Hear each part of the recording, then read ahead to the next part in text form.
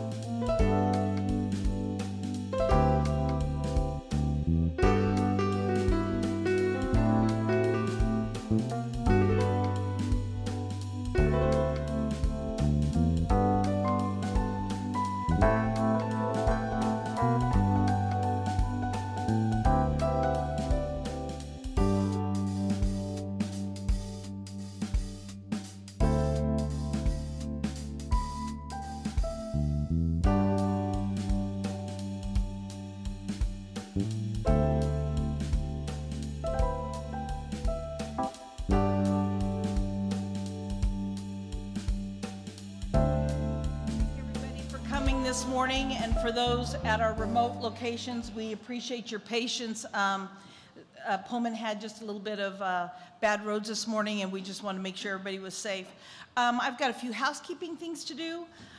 First thing I'd like to do is thank the Cub Catering and AMS for all the things they did at 5 o'clock this morning. If we could give those guys a hand.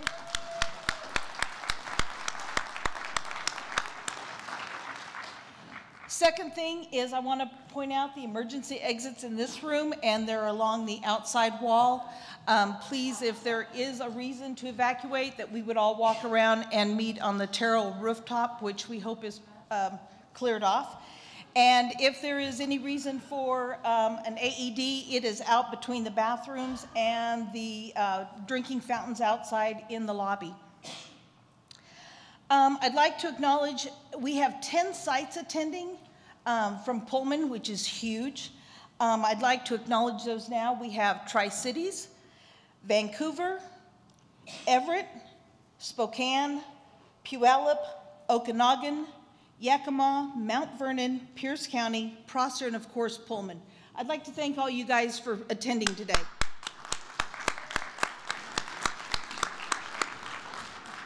In addition to that, we have some of our panelists have asked their classes to log in. So we also have people logged in from Gonzaga, Whitworth, and Eastern, and we look forward to hearing your feedback on our panel today. Thank you very much for logging in.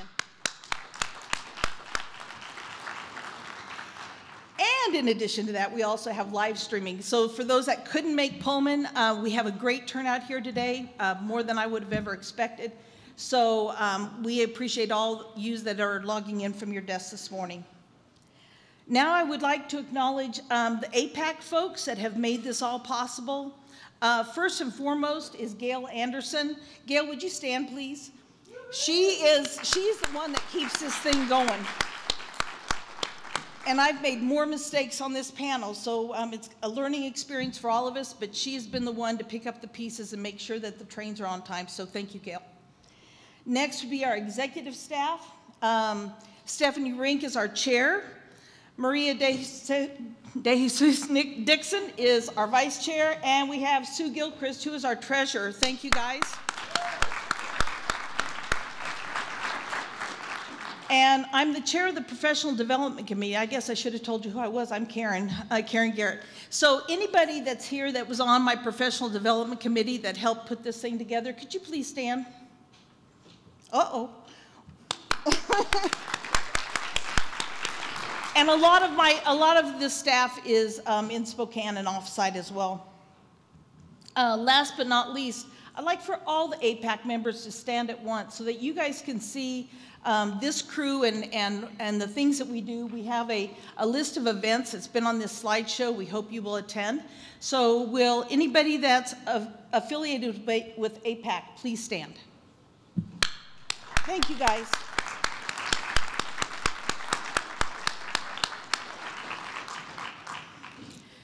Without the President's support of this project, it would have never taken off the ground.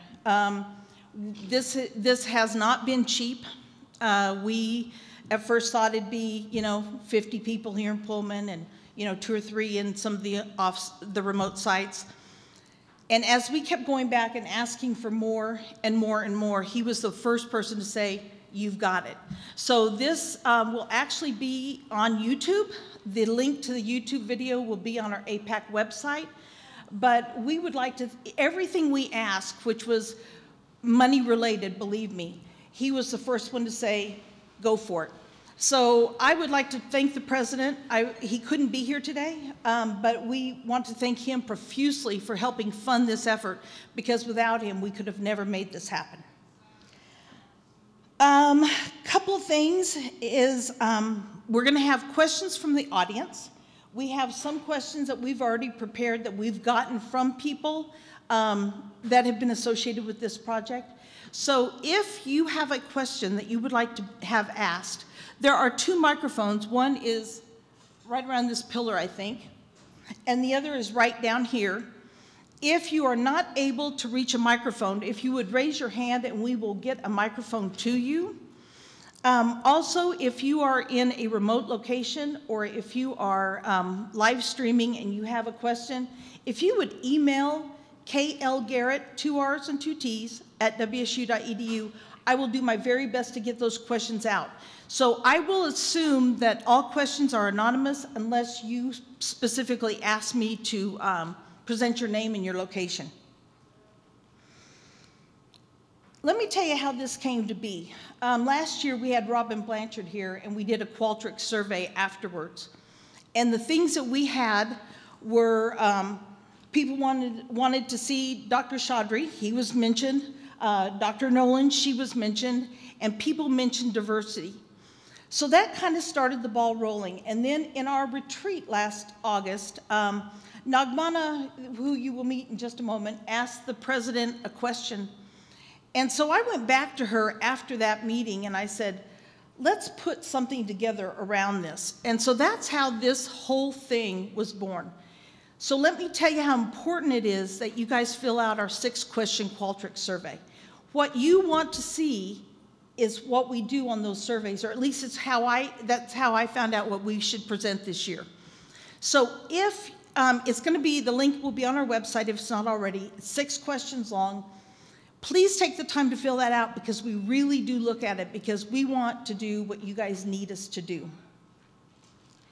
So without further ado, I would like to present Nagmana Shirazi to you. She, I think I can now call her a friend. We have spent a lot of time working on this, and she is an amazing individual. And she's going to be the moderator today, and I just want you guys to give a big hand for Nagmana.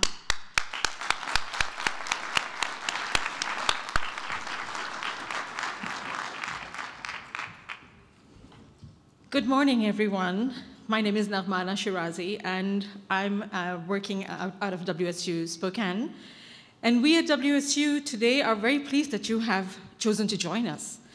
There are many types of diversity that should be included in our conversation. Diversity is described as a range of human differences and includes culture, race, gender, sexual orientation, religious or ethical value systems, and even age.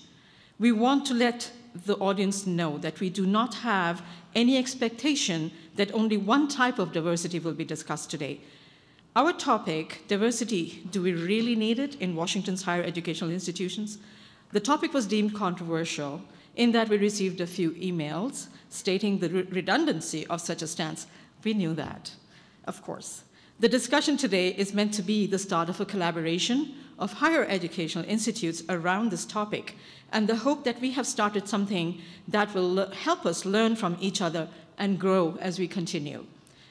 When people say we need more diversity, the question must also be asked, what kind and why does diversity on that factor matter? To me, diversity means inclusion. It means different things to different people. Dr. Jamie Nolan, WSU's Associate Vice President, Community, Equity, and Inclusive Excellence, Division of Student Affairs, responded to one of our email discussions, and I would like to share the following with her permission. I believe it is imperative, she said, that those of us on the panel problematize the framing of the question. The word term diversity often is used in such a way that rather than describing something that is complex and dynamic, its use reflects our limitations and at times our unwillingness to acknowledge the way we continue to normalize white dominant culture through how we use the term. For me, understanding and making very visible my positionality, Dr. Nolan's, is essential to the work I do, to the way in which I am committed to serve. I'm sure there is much more to come. So with that, I would like to invite my panelists to please come up and take their seats.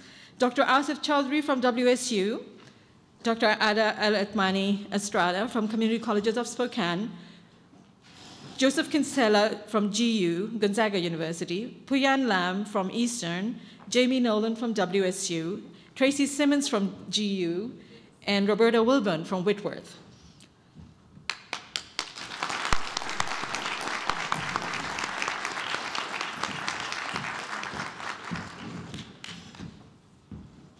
Our panelists today have been provided a question to address in their introduction remarks, which I will read in a moment to start the conversation. After each of the panelists have introduced themselves, we will take questions from the audience. About halfway through, we will take a break and then come back and open it up for more questions from the audience. If you have a question for a specific panelist or all of them, please make your way to a microphone located in the front of the room. For anyone attending remotely or wishing to submit your questions anonymously, please email or Skype your question to klgarrett@wsu.edu. So klgarrett@wsu.edu, and we will get the questions asked for you. We will break for lunch, and we will have more information on that for you in a little bit. Because of the delay, I just want to acknowledge everybody in here who has worked since about 5 o'clock this morning to make sure that everything was in order. So with that, panelists, beginning with Dr. Chaudhry, please begin with your name, affiliation, and then please briefly address the following question. What direct effect has diversity had on your life, positive or negative? And where does higher ed, especially in Washington, fall short? Thank you. Thank you. Working? Thank you all very much. Good morning. If I appear to be incoherent, you would understand when you know that I am coming straight from Spokane, which is a long trip from London. So sort of half asleep, but I'm going to try to do my best to stay awake, and that's why I had my Starbucks latte with me. My name, as you heard, is Asif Chaudhry. If you think of my name alone, I think that is an indication of where the world is going. I'm presently the Vice President for International Programs here at Washington State University, and in that capacity, I am thrilled with the fact that we have organized this forum, and thank you, Nagmana, for doing this. This is an opportunity for us to welcome our colleagues from other institutions across the state as well to discuss an issue which is extremely important. And when you were talking about redundancy, I know I'm going to take a little bit longer just to extend the welcome, so forgive me for that. This is not redundant. We have to keep reminding ourselves what's right. We do this in our everyday life. We inform and remind our family members, our children, of what is right and how they need to behave and how they should conduct themselves in the world. Why is it that this should be considered redundant when it comes to this kind of topic for our professional and our life in society? This is not redundant. It is extremely important. I am the Vice President here for International Programs, and one of the Vice Presidents of the university. I must say that there is great diversity even at the vice presidential ranks of Washington State University. I must say that this university is a great example of where things can go and where they should go.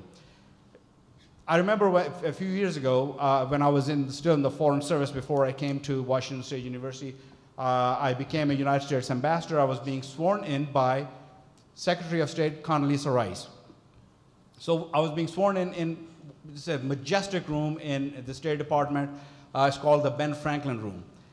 To be in that room, I said, someone who looks like me and sounds like me, being sworn in by an African-American Secretary of State to be the first Muslim ambassador who came through the career ranks, that is possible only in this country. That is the beauty of the United States of America, and that's why it's important for us that we share that kind of message with everybody and say, we can do this, we need to continue to do this.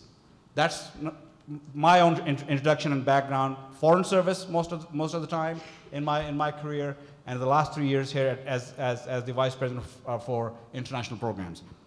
Second, I think the fact that I have gone through all of this, that responds to the specific question that Nagmana asked, how has this touched me?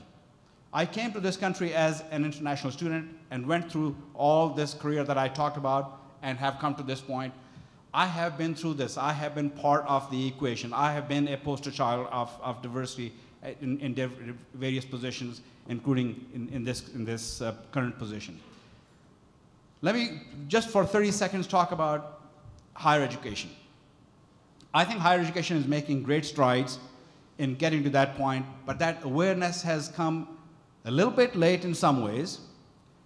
But the thing that concerns me, and hopefully we'll discuss this, is that diversity in higher education is being implemented and has been for quite some time for the purpose of social justice and appearing to be doing the right thing, or sometimes meeting legal requirements.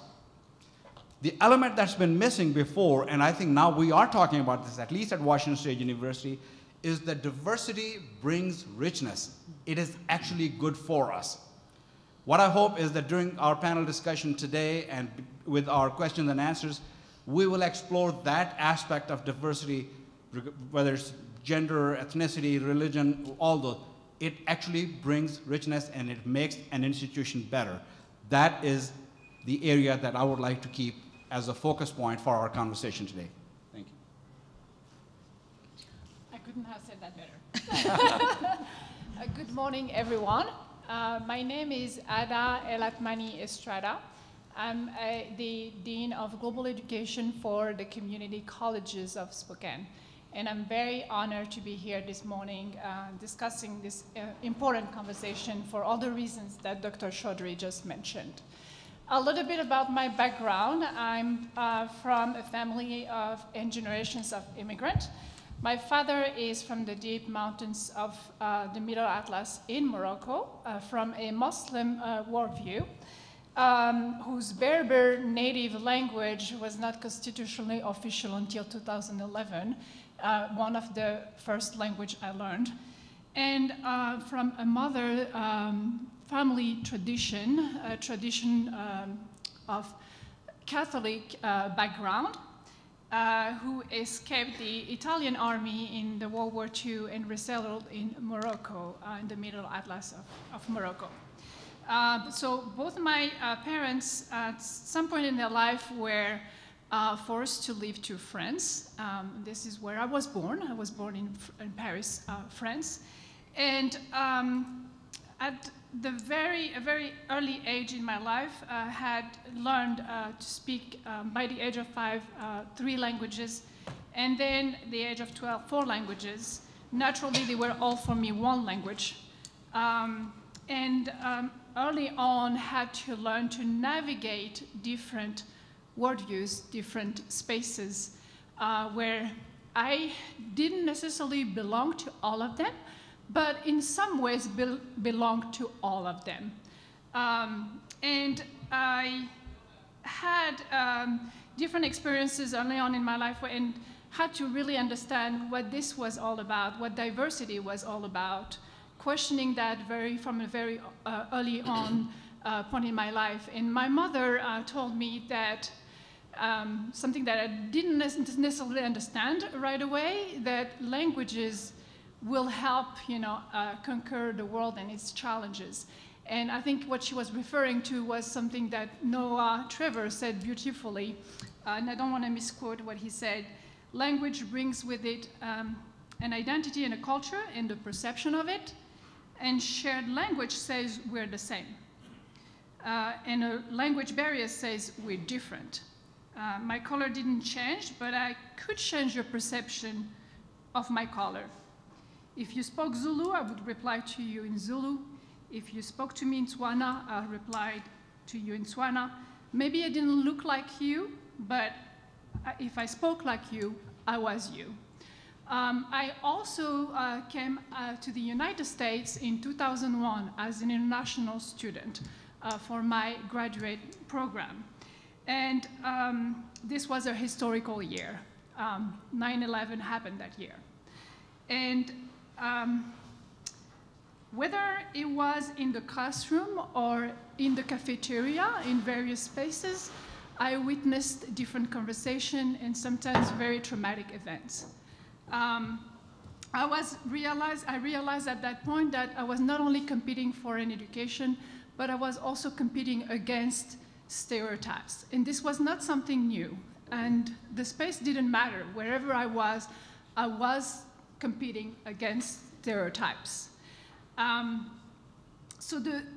To the question on diversity and the direct effect it has on my life, There are many. I think, I have a sincere and deeply rooted interest in building bridges between cultures and worldviews and finding spaces for understanding and help create that understanding. This is something that I currently do in my profession as in global education. Do we need it today? Absolutely, yes. There is more conversation that we need to have on this topic. Thank you. Good morning, everyone. Is this on? My name is Joe Kinsella. I am the Assistant Vice President at Gonzaga University. I've been involved in international education for about 30 years. Yes, I began when I was 5. And I'm a cultural anthropologist by training. I studied at the University of New Mexico and did my doctoral work there. At all of the institutions that I've been at, I have been either formally or informally an advocate for diversity. I came here from Chicago, where I was working at DePaul University and living on the south side of Chicago. If anyone knows Chicago, they know that the area is predominantly African American. And when I would tell people from where I was from a little farm town very much like this, 65 miles south of Chicago, called Manhattan, Illinois. Very white, very homogeneous. And I moved to DePaul, moved to Chicago, and in the last couple of years that I was there teaching cultural anthropology at DePaul, I was living on the south side. My neighbors, colleagues would say, "Oh, that's a very diverse area you live in on the south side." And I'd say, "No, it's not. I'm the one white guy on the block." I did my doctoral work also in Zimbabwe, where I have really I've been welcomed into a community there that's very special to me. I consider many of the Zimbabwean colleagues with whom I work my brothers and sisters.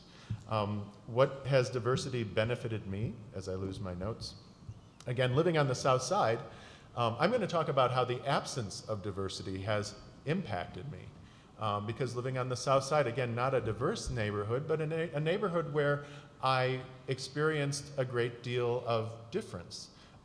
In Chicago, where I experienced a great deal of difference. And to try and keep this story short, as I was driving here with my daughter to move to Gonzaga, we had been aware of Hayden Lake.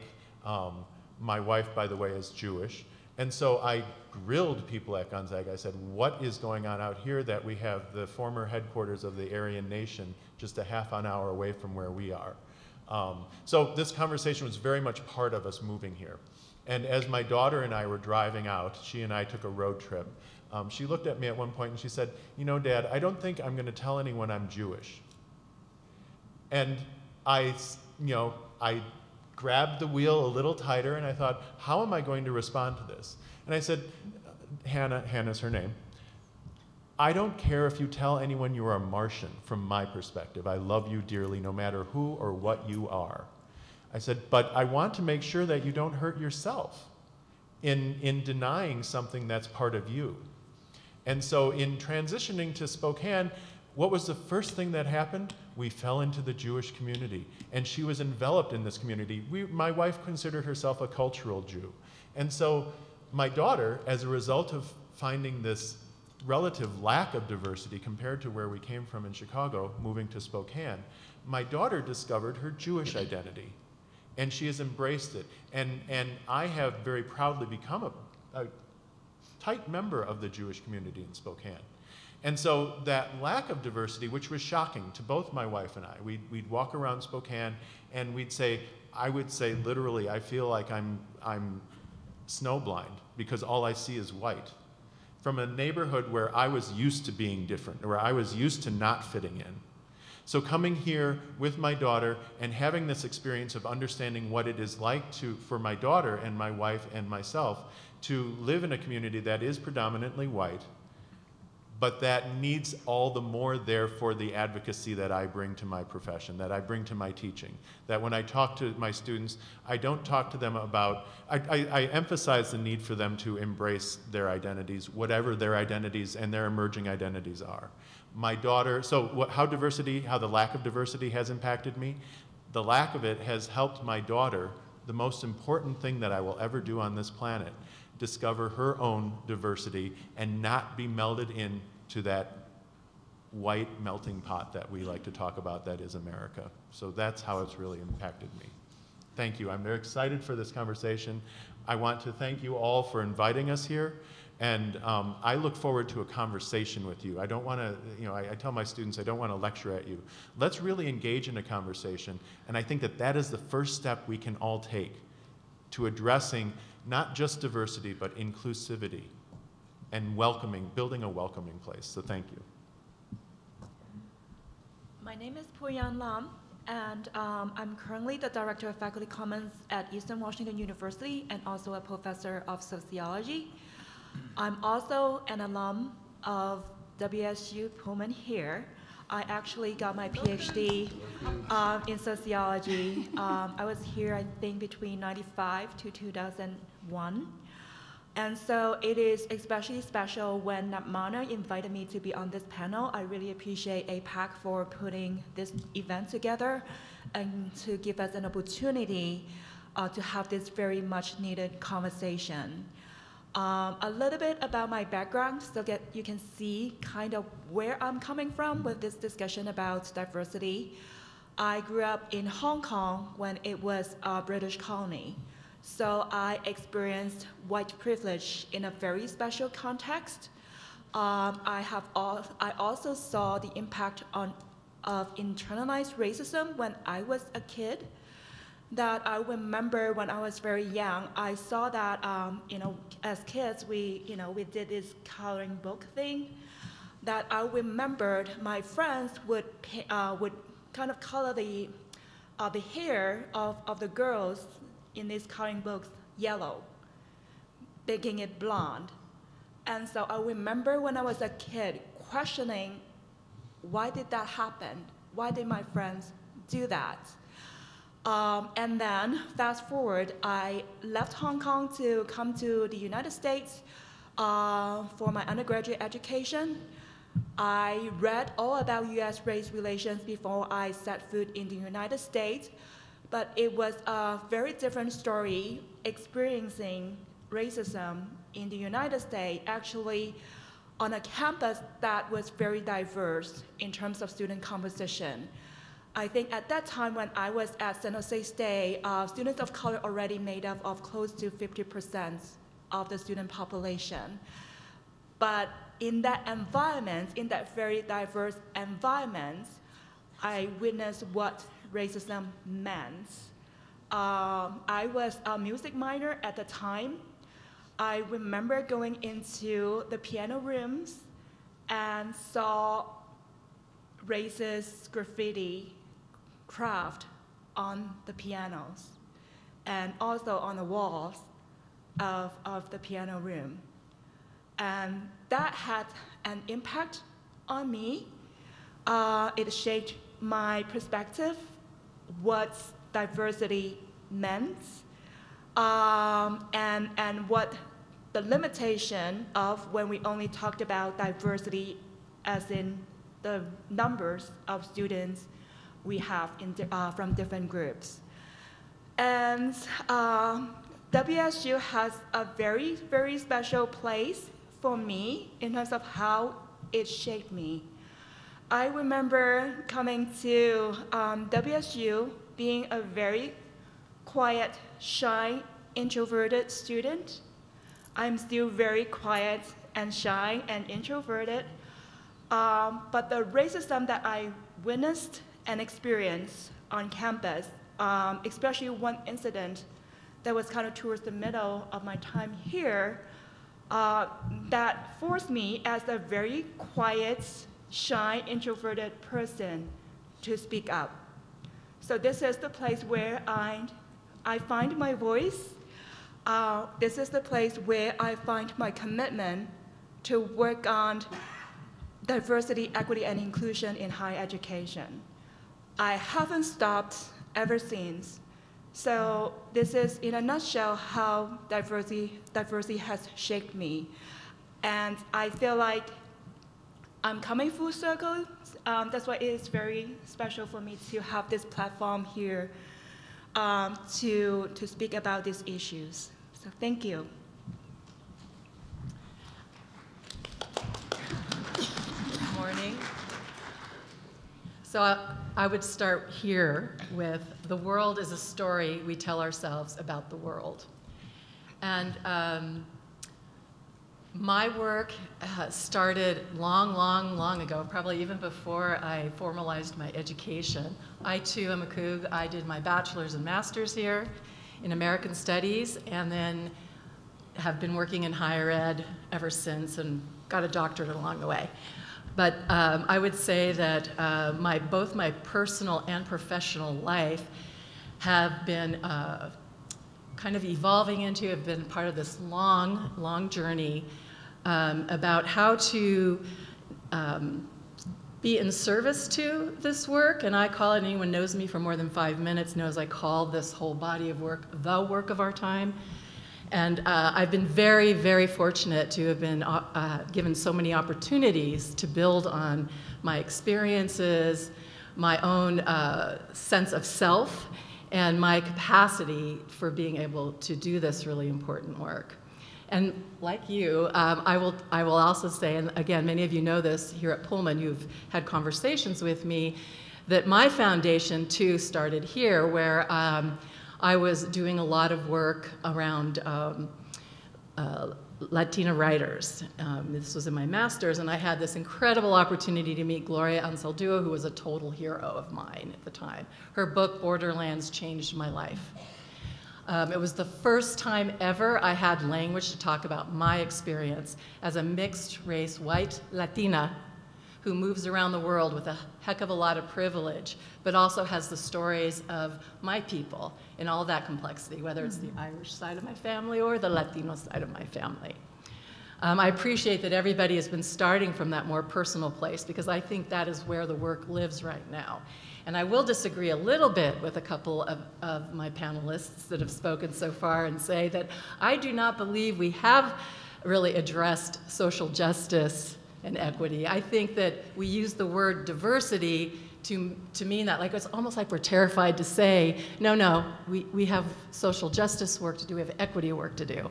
So what does that look like? So I wanted to, in my way, and even in the beginning, when a couple of my thoughts were shared, positionality is everything to me. And the work I did most recently when I was working on my doctorate, working with a group of 4 Native American students when I was living in South Dakota, turned my work on its head, knocked me on my butt, if you will, and really had me thinking differently about who am I in relationship to this work that I do? What does that mean? What does it mean? I've worked in higher ed and the area of equity and social justice my entire 25-year career, and I'm still learning stuff. And the whole understanding of who am I in relationship to people and communities that I often am not a member of is incredibly important. And acting with humility and striving towards humility, too, has become absolutely essential. So I want to start with just a couple things, kind of key lessons I learned in that process and more recent lessons. And hopefully the bell won't go off telling me to be quiet. I want to start here with Rebecca Solnit, who says, stories are compasses in architecture. We navigate by them. We build our sanctuaries and our prisons out of them. And to be without a story is to be lost in the vastness in a world that spreads in all directions, like Arctic tundra and sea ice. To love someone is to put yourself in their place, we say, which is to put yourself in their story. And stories are geography. And empathy is, first of all, an act of imagination, an art, and then a way from traveling from here to there. So that's kind of tells you, stories have become so important to what I do. And as a preliminary part of my, again, my dissertation work, I had one of my students come to me and say, I want you to come to my home on Pine Ridge. It's a reservation. He goes, and I want to show you what's beautiful about it. Now, as academics and researchers, it's always about alcoholism and high suicide rates and all of the abject poverty that is a reality, but we don't often talk about how colonization was the cause in large part of that reality. But here was this young man who wanted to take me home, and show me what was beautiful.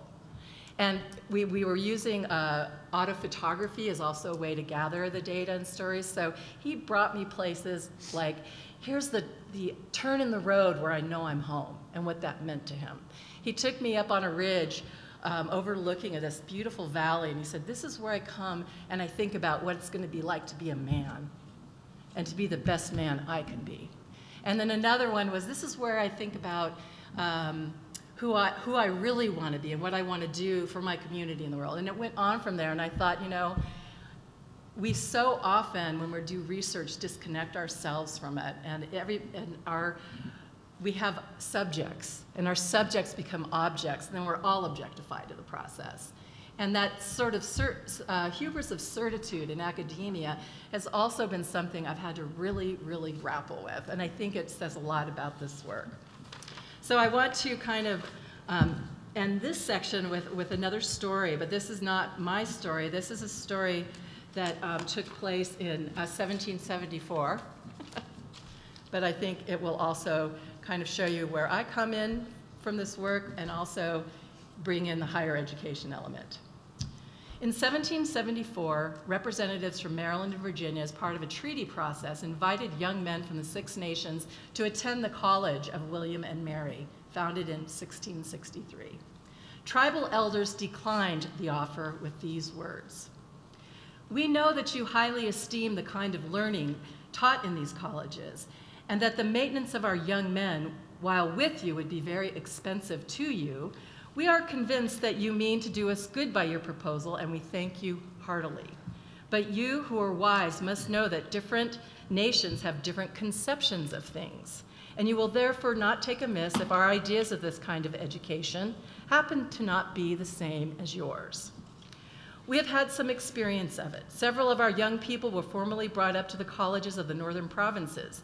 They were instructed in all of your sciences, but when they came back to us, they were bad runners, ignorant of every means of living in the woods, not fit for hunters, warriors, nor counselors. They were totally good for nothing.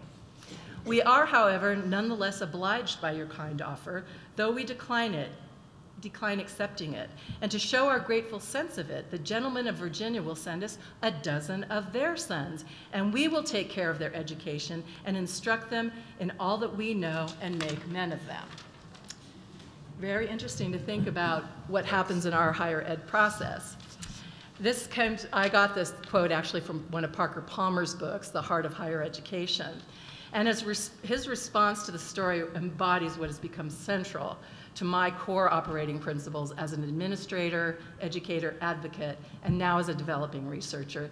The belief that every student throughout their lives should have access to an education that embraces every dimension of what it means to be human, that honors varieties of human experience, looks at us and our world through a variety of cultural lenses, and educates our young people in ways that enable them to face the challenges of our time.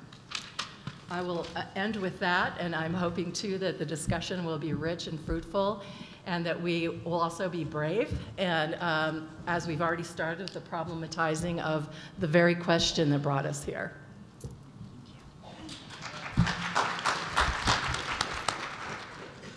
All right, good morning-ish.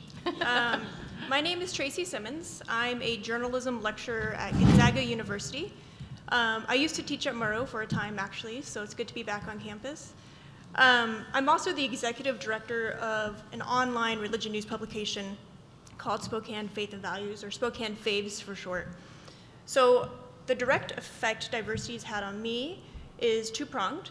First, I worked for 15 years as a religion reporter across the country before moving into the world of academia. And so reporting on the marginalized communities and learning about different theologies is something that I definitely carry into the classroom, because I want my students, especially at a Catholic institution, to know that even if they're not Catholic, they are seen and understood in my classrooms.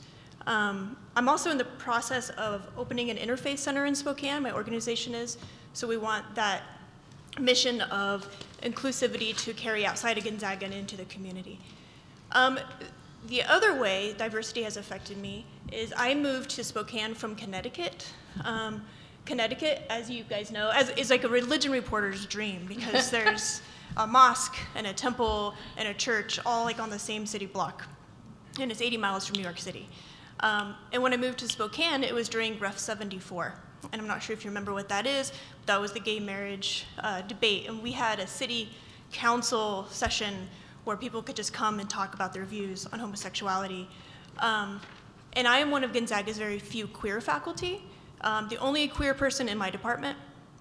And so reporting on that city council session, which lasted, by the way, for 6 hours, which was people kind of just talking about how much they hated gay people in Spokane and all this stuff, was really, really hard for me to say, wow, is this a place, I can't believe I moved here. This is really scary for me.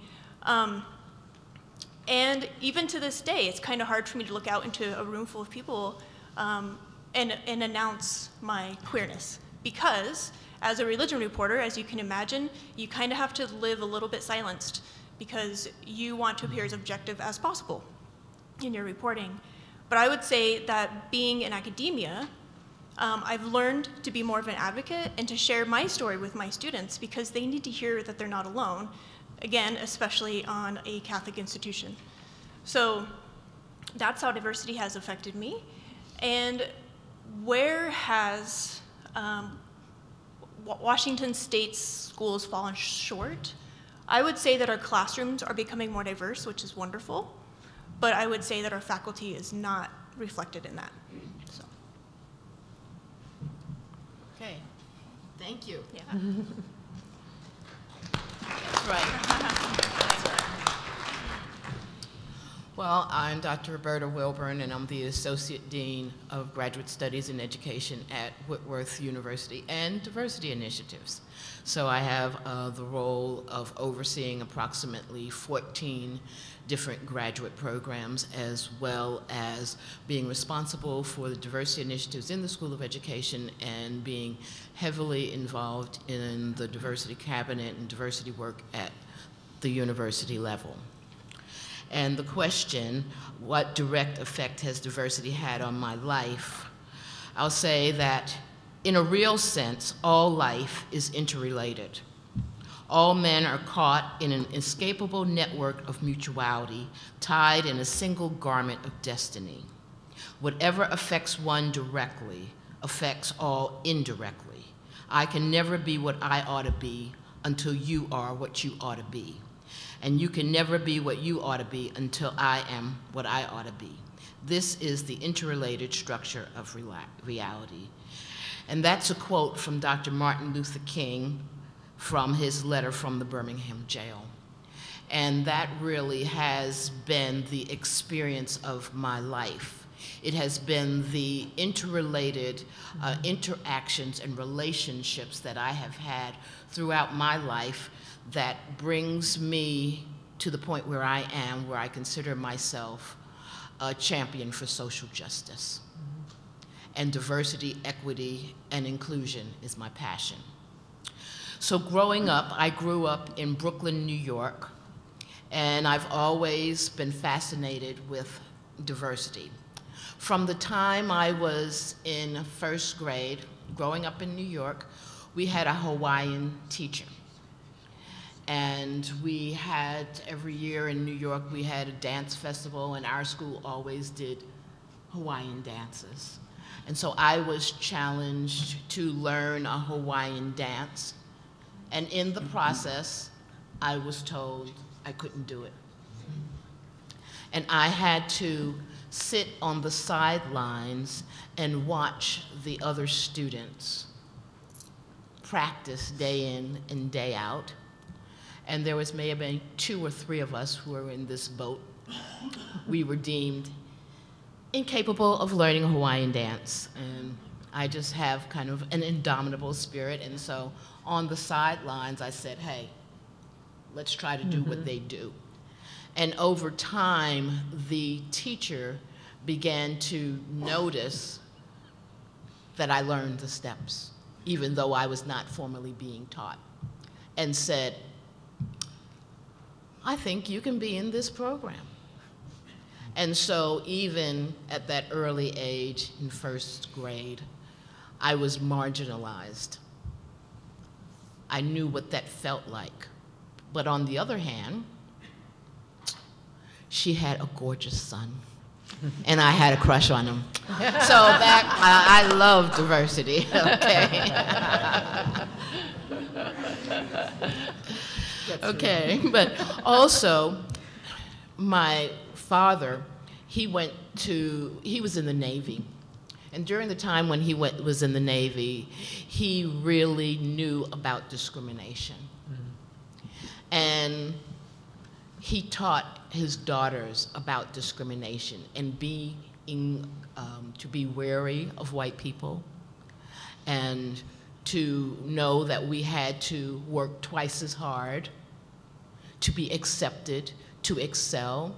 He always emphasized the importance of education in our lives.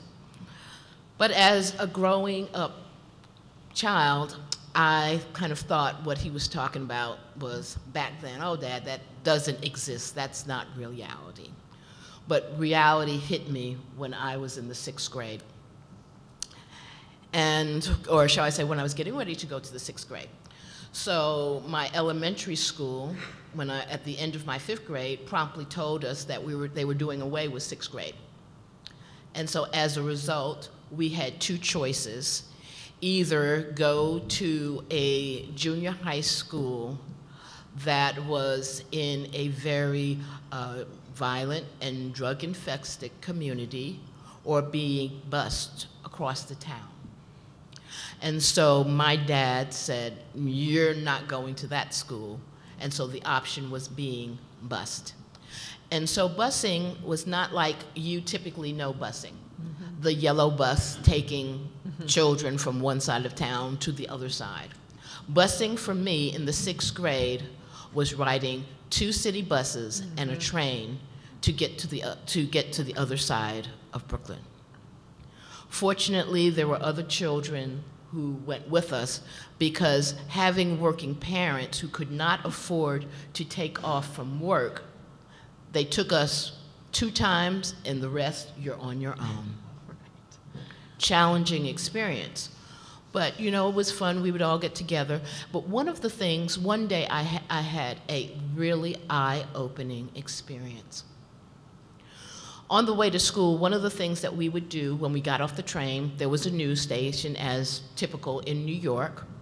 And every day we would stop at that train station, and we would buy candy to last us through the day.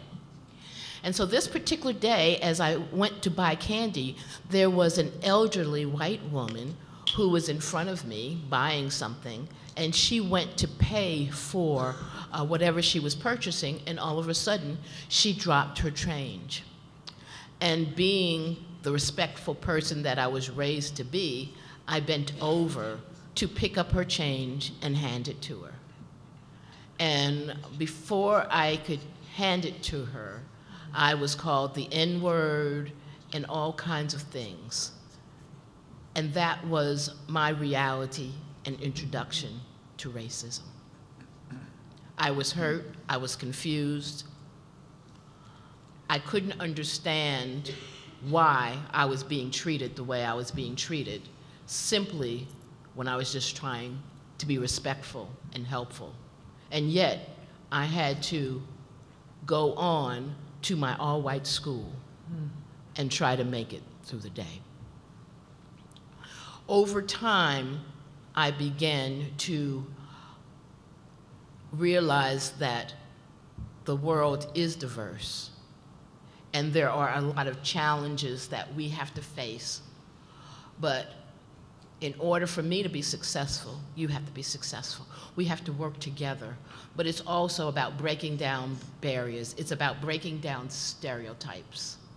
It's about challenging what people believe. And so people thought that I couldn't learn. They thought I couldn't do all of these things. And I constantly had to fight to show them that they were different. But then I also became an advocate for a white lady in my apartment building when I told my dad after undergraduate that I was going to go to graduate school in DC, and he was like, oh my God, you can't go to DC, because that's where, when I was in the Navy, I experienced some of the most racist times that I've had. You don't want to go there. And I was like, yes, I do. The best school that I want to go to is there because I wanted to study special education, because I was always about looking out the marginalized group, always looking out for those who were less than. And my dad had said, racist, racist, racist. So of course, our first experience, we go and we drive up in our U-Haul truck, and in this apartment building that was on Pennsylvania Avenue, blocks from the White House, the only entrance to the building was in the back, but it was also where the handicap ramp was, the only entrance to the building. And so as my dad was unloading the U-Haul truck, all of a sudden, this lady in a wheelchair rolls up and begins to curse out my dad and call him everything under the sun. And my dad said, see, I told you this was a racist place. Why do you want to move here? And I was like, Dad, it's going to be okay. But over time, what I found out was this lady, she was being marginalized. She wasn't being racist. She was pissed off that the only entrance to the building was being blocked, and every time she wanted to get in, she had to wait if someone was moving in or delivering something, and she was mad. It had nothing to do with race. It had to do with access. And she and I became friends. My dad couldn't understand it. But that was another story. But so this was all about how I learned to be a champion for social justice, because I understood marginality from multiple different perspectives. And I understood, too, that sometimes, because I'm African American and I'm a female, that there's intersectionality. And sometimes I can't tell whether I'm being discriminated against because I'm a woman, because I'm African American, or because I'm both. But you know what? It really doesn't matter, because being marginalized and discrimination is painful wherever the reason is. And we have to do something about this.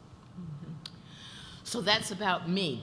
In addition to the work that I do at Whitworth, my husband and I also have a business, Wilburn and Associates, and it's a consulting business, and we do diversity training, coaching, and cultural events.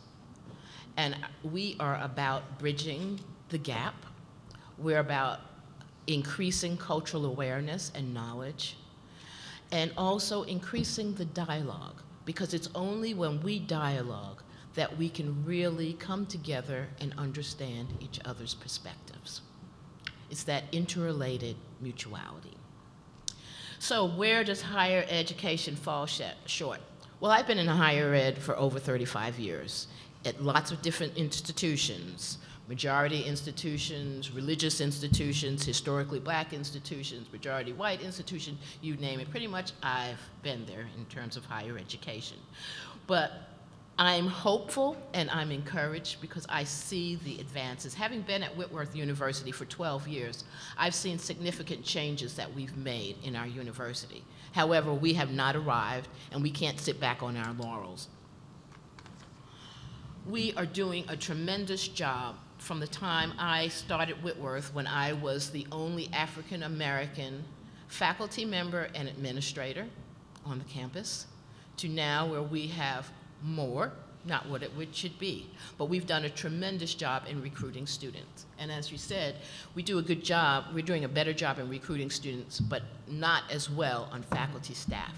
But a thing where we fall short is we can do all the recruitment, but if we are not taking steps to retain those who we're recruiting, we're falling short. And it's important that as we are recruiting, particularly those from minoritized communities, we don't consider their mental health needs. This is a big thing, because as a person of color, as a person from a marginalized group, we are continually faced with microaggressions on a daily basis, and it builds up. Think about it. If you were holding one book in your hand, it would not be very heavy. But if every day someone put another book on your hands, and another book, and another book, and another book, and another book, and another book, it would weigh you down. And that's why many of our students, when they come to us, or our faculty and staff, they're not staying because the load is too much. Psychologists call this allostatic load, when the stress is too much. And so our universities are falling short when we don't begin to address those needs. And I'm trying to do something on our campus called the DREAM program, where we're trying to build resilience, where we're trying to work with our counseling, and we have a marriage and family therapy center, where we're trying to work on helping our students adjust, but also build resilience, deal with the stress, deal with the depression, and those kinds of things. So those are some of the things that I feel we're falling short. Another area where I feel we're falling short is sometimes our domestic underrepresented groups are kind of pit against or our international students. We need to understand that they are both a part of the whole. They are both a part of our community, and they need to learn to work together as we learn to work and build that community, that beloved community that Dr. King talked about. And so I am excited about this forum. I'm excited about the collaboration with the other universities, because together we really can make a difference. As I go back to Dr. King's statement about the interrelated mutuality and how it's going to take all of us working together to really solve the problems of making diversity work at our colleges and universities. Thank you.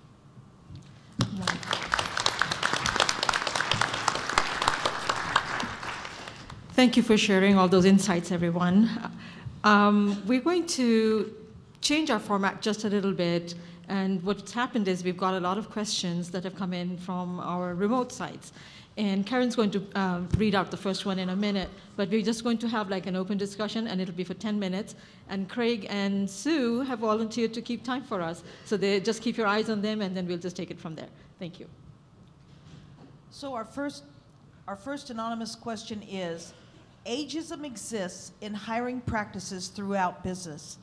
In this youth-focused world, how can we fight against this mostly hidden form of discrimination? Would you repeat it? Yeah, okay, let me try it again.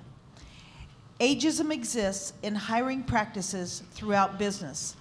In this youth-focused world, how can we fight against this mostly hidden form of discrimination?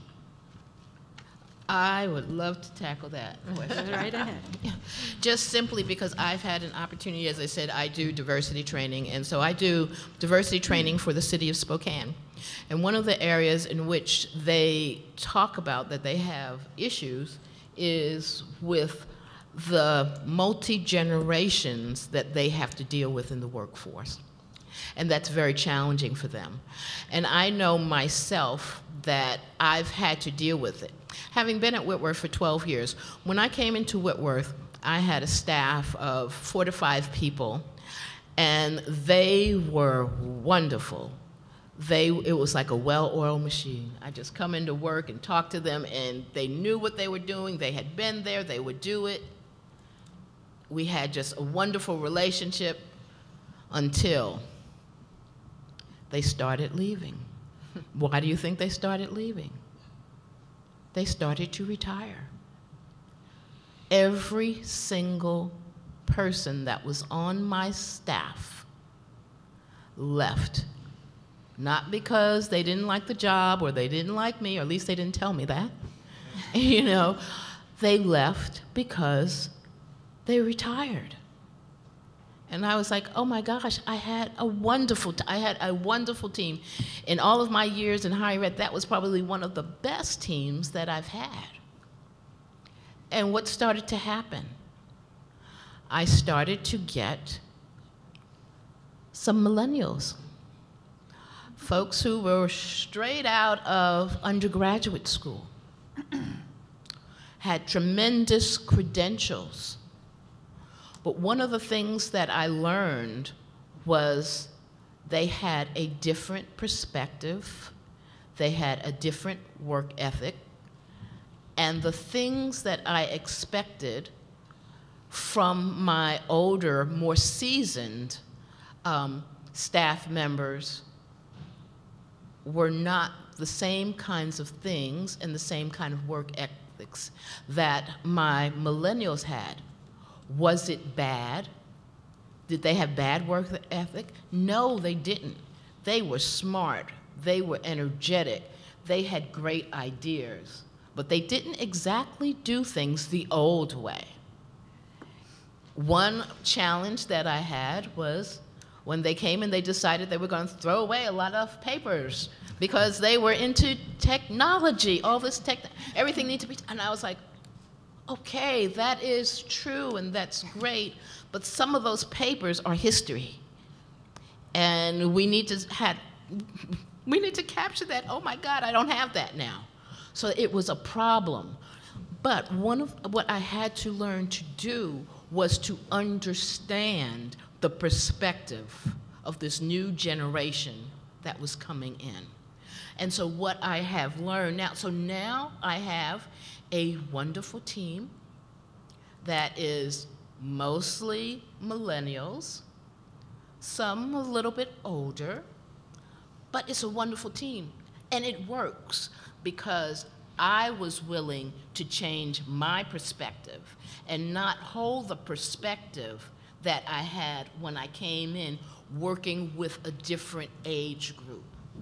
And so you can work with older people, but you need to understand there's difference. So if you, on your team, you have people of different age groups, you need to understand how their work ethic is different, how they see the world, how they want to be mentored, how they want to be helped, so that you can address those things. And when you do that, you can have a successful team.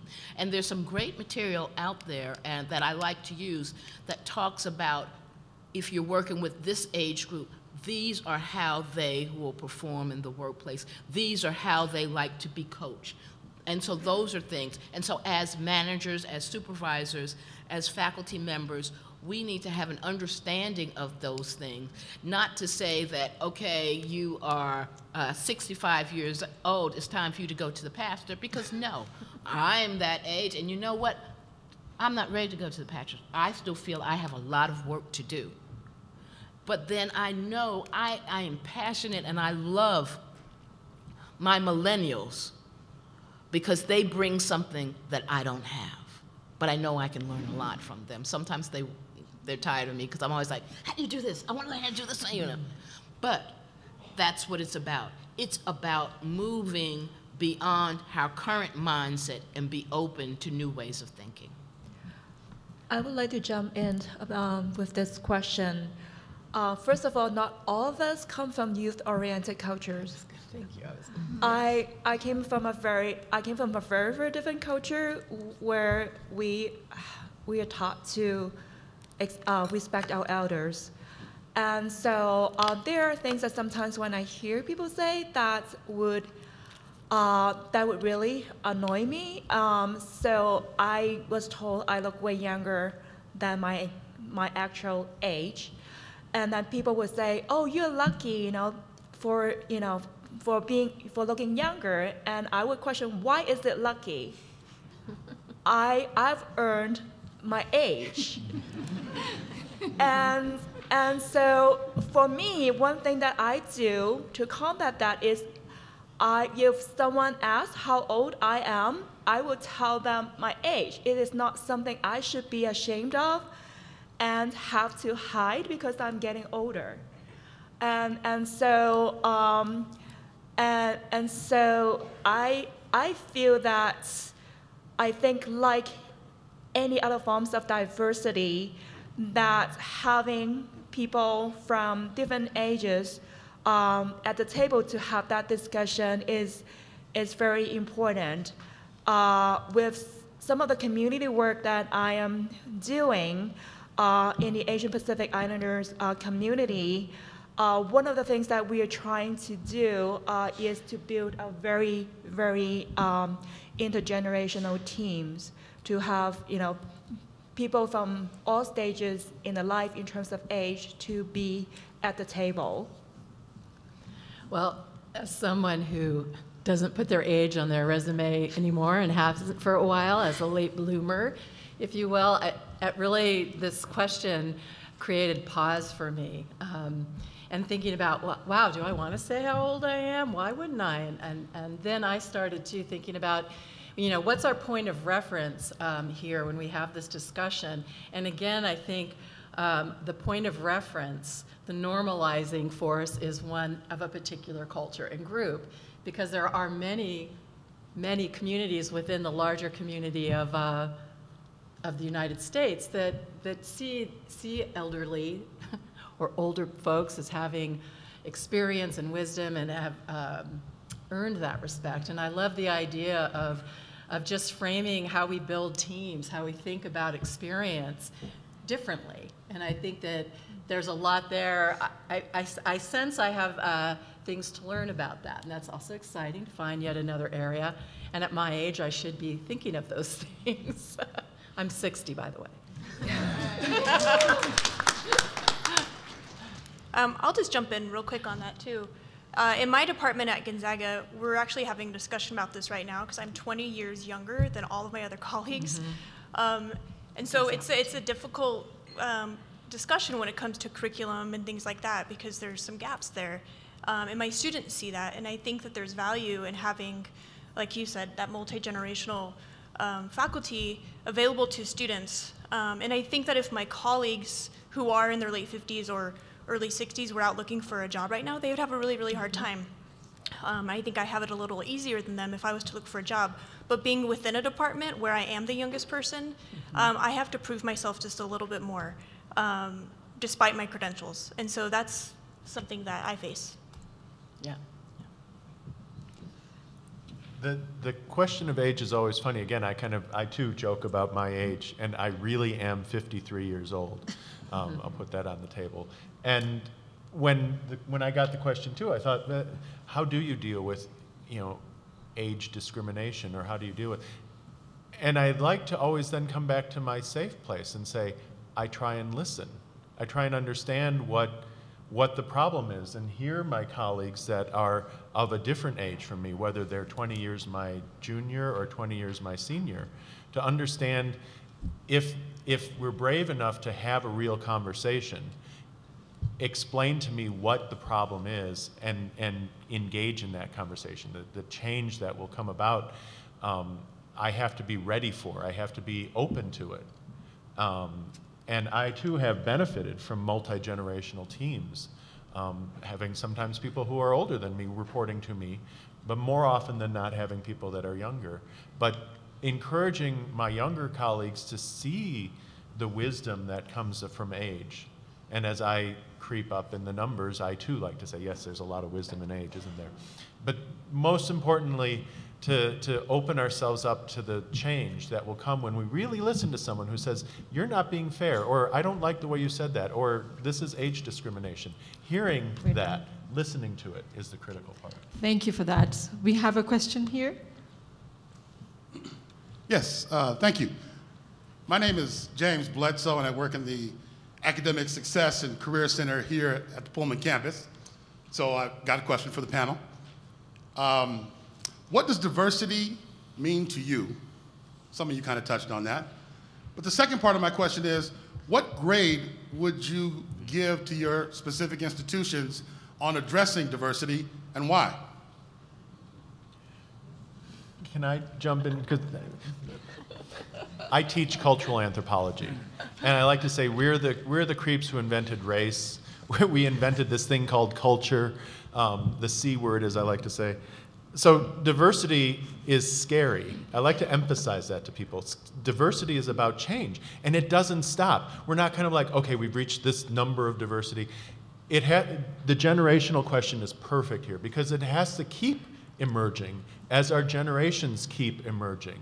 So diversity is scary, diversity is change, diversity is empathy. And again, I'm speaking from a perspective of an ostensibly white man, right?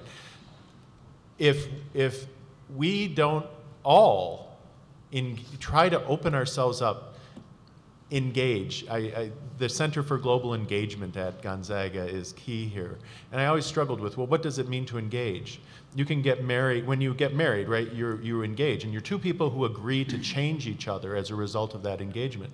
So if I'm going to engage diversity, if I'm going to engage difference or engage the globe, and this is where I challenge people, not only the individuals who go out into the globe, not only the faculty that we send, but the institution itself has to change. And so this is where I really challenge the presidents and the leadership of institutions like this to not simply leave it at lip service, to not say, okay, we're diverse, we got the numbers, but how do you build that inclusive community?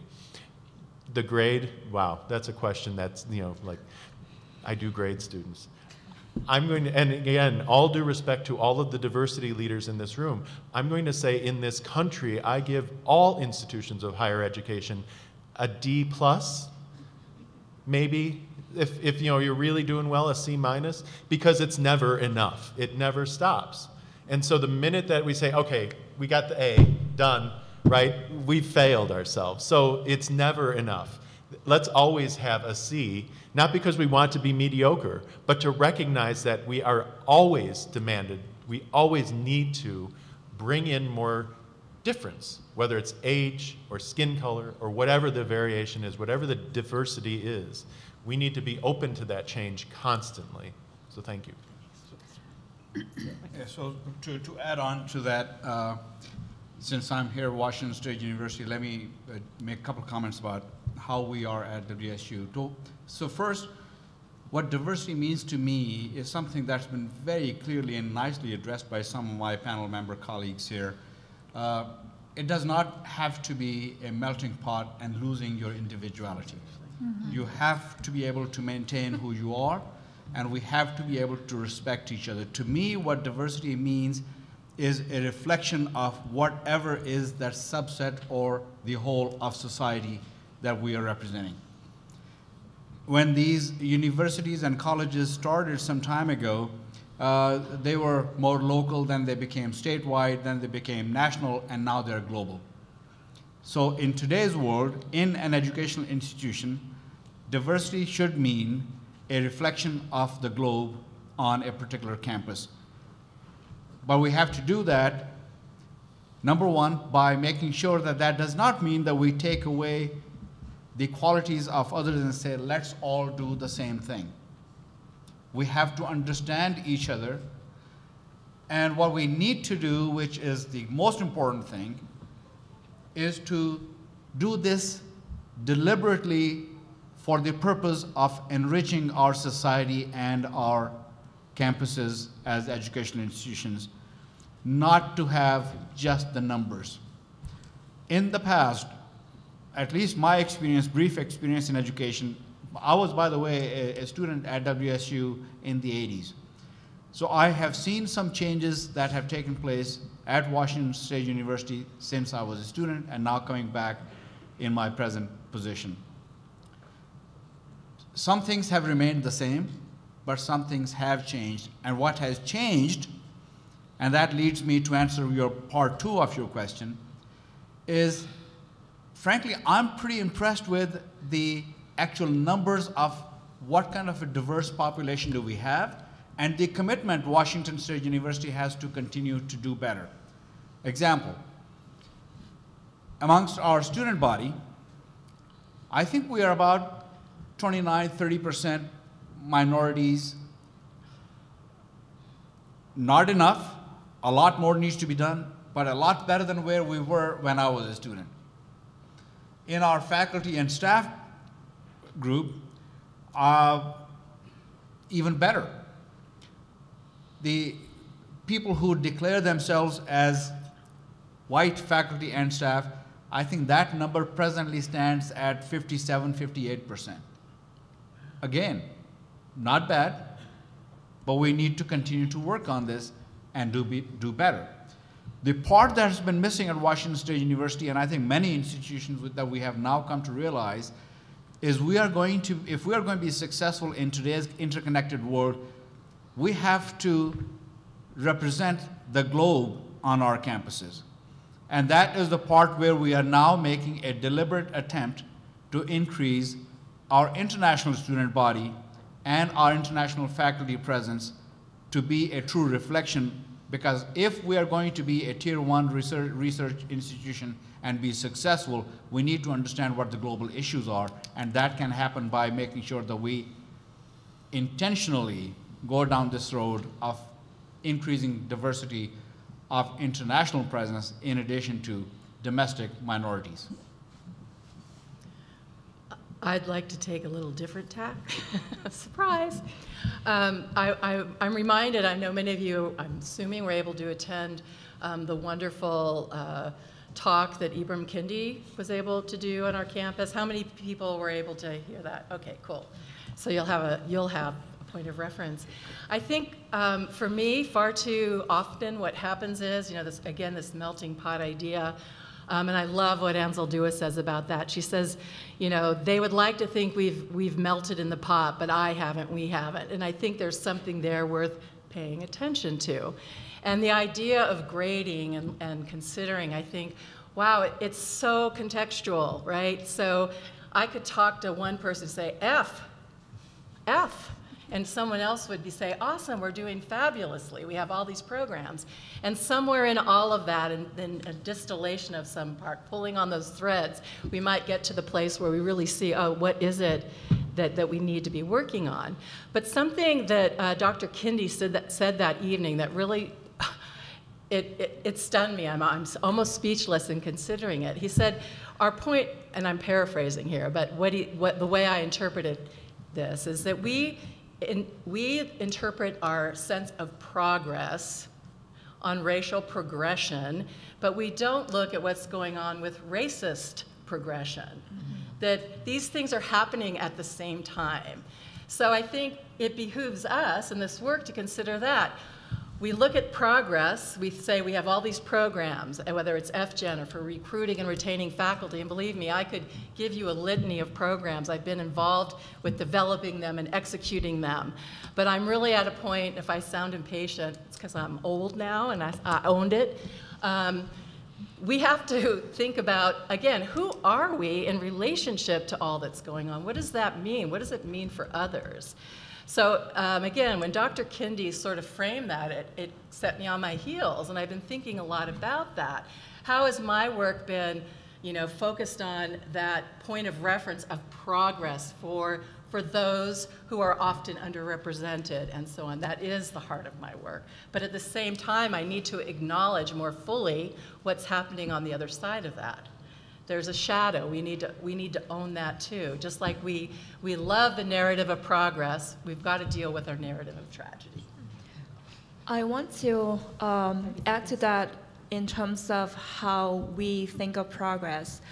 First, I would like to pose the question, so whose benefits does diversity serve? We have framed the purpose of diversity in different ways. One that probably a lot of us have heard, that it implies kind of like we have to sell it to our white students or students in dominant groups. So we have to say it is good for you. It is about employability, and still, ultimately, it's about serving the interests of the dominant group. And about a grade, I think it's also very interesting that we are in this age of high ed that we focus a lot on assessment, a lot of accreditation metrics, and sometimes I wonder how once we have come up with those metrics, that it became the purpose. Mm-hmm.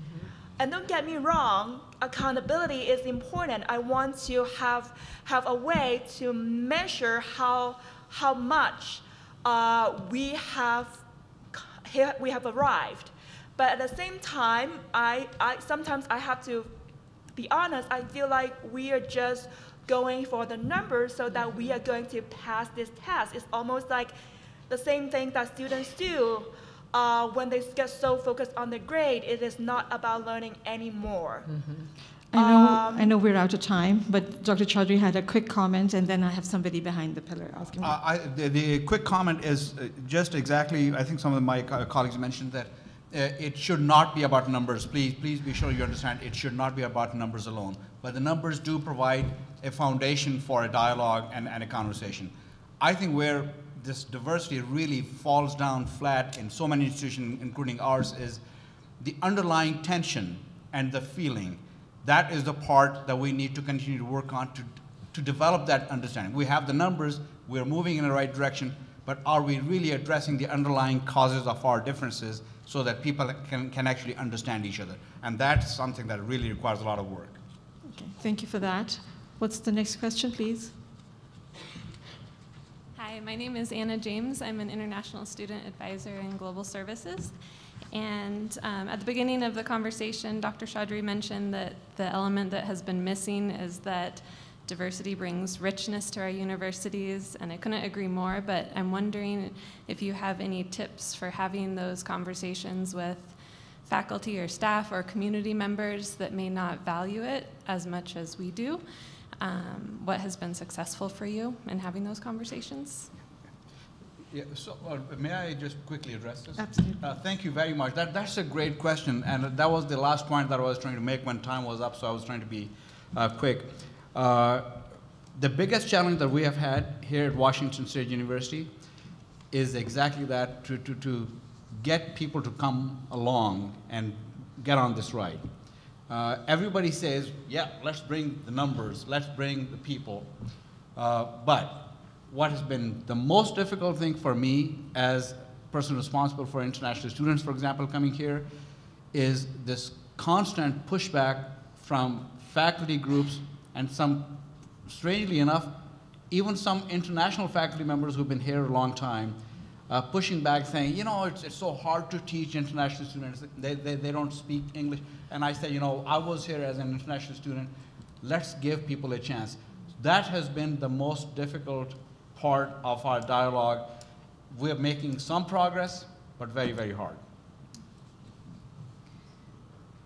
I'd like to say something to that too. I think, you know, one of the, and this is something that I have applied when I was, I've been teaching intercultural communication for many years, and in helping just, you know, not only international students, but students to move from an ethnocentric point of view to an ethno-relative point of view. And there are two quotes for me here that I really that I often used in my class. They're both from Albert Einstein. And one of the quotes is, "What does the fish know of the water it swims all its life?"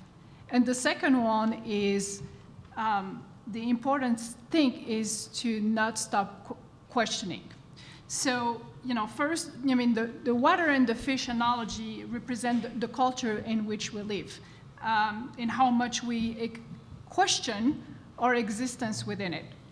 And I believe that as educators, we are to train ourselves to see those things from different perspectives, from different worldviews. And that is the analogy with the water, to get ourselves outside the water. And culture naturally teaches us to not see those deeply rooted, sometimes inequities, injustices, oppressions, or, you know, those social structures that perpetuates these kind of things. It's all around us. That's the water analogy, and it's very painful. You know, to get yourself out of the water is a very painful process. There is no easy way to do this. But once we do that, we realize that we might not be what we think we are. And that's an important realization. It's not, as I said, an easy process, but there is a great deal of work that we need to do in these areas as an institution, as educators, in raising people awareness on these issues. And there is a process of constantly informing ourselves and also listening and to what people from different cultures are sharing, from varied cultures are sharing. The second thing is what we do with that information. Once we are able to understand it and see it, the reality is that we often get feedback from various people from different cultures. But they're not always easily seen or heard or accepted sometimes by dominant groups. We need to ask the fundamental question why, and what we do with that information. Because there are plenty of opportunities for us to challenge stereotypes, to challenge those kind of prejudices or assumptions in various ways, whether it's in the work that we do and the things that we say. We do know that those things perpetuate themselves through different agencies, and that the question for us is to know how to respond to those things in the most appropriate way. Then I also think that we need to, what do we do as institutions? Do we address this collectively? I think there is a lot of work, a great deal of work that happens, but consistency is important in making those changes in behaviors that we like to see and create the spaces that we want for this kind of conversations. Your why is very important, why, and I think that gets to your comment about who is this for. And I think with international students it's especially challenging because we fall into that trap of saying, we're bringing you here because it's going to be great for us, right? We want you to come because you're going to make our community diverse. So at Gonzaga, what I try to do is turn that around and be like, you know what, you're here, my focus is on you. How do I make you feel welcome? How do I make sure that you're comfortable here? All those people that need to see the light to bring them into the conversation, they will once we really demonstrate that we can create a community of all different shapes and sizes and colors and tones and voices and languages, that we are then a sustainable institution, a sustainable little community inside our institution. So I like the question of who's this for, why? Because let's ask ourselves that. Why do we want more diversity? So that comes from the dominant voice, right? No. How do we make this place a more welcome place for everybody? And that's been my focus. So. Well, and let's be real too, that some of the drive to diversity in terms of numbers also has to do with money. Yeah. That we have heard a lot of conversations about tuition. This is why we have to bring in more international students. We have to worry about, especially for state institutions, the number in terms of enrollment students we're bringing in. That I think we need to talk about that equation and how affect the way that we address diversity-related, inclusion-related issues when it is so much of it is money-driven. And that's true in a different way for underrepresented people that are here. I don't like using the word domestic in this setting for some reason. But I don't think we're doing a great job yet of really looking at our changing pipeline and pathways to higher ed and who's in it. Doesn't look the same. In many, many major cities, the majority school age is not white. It's not middle class even.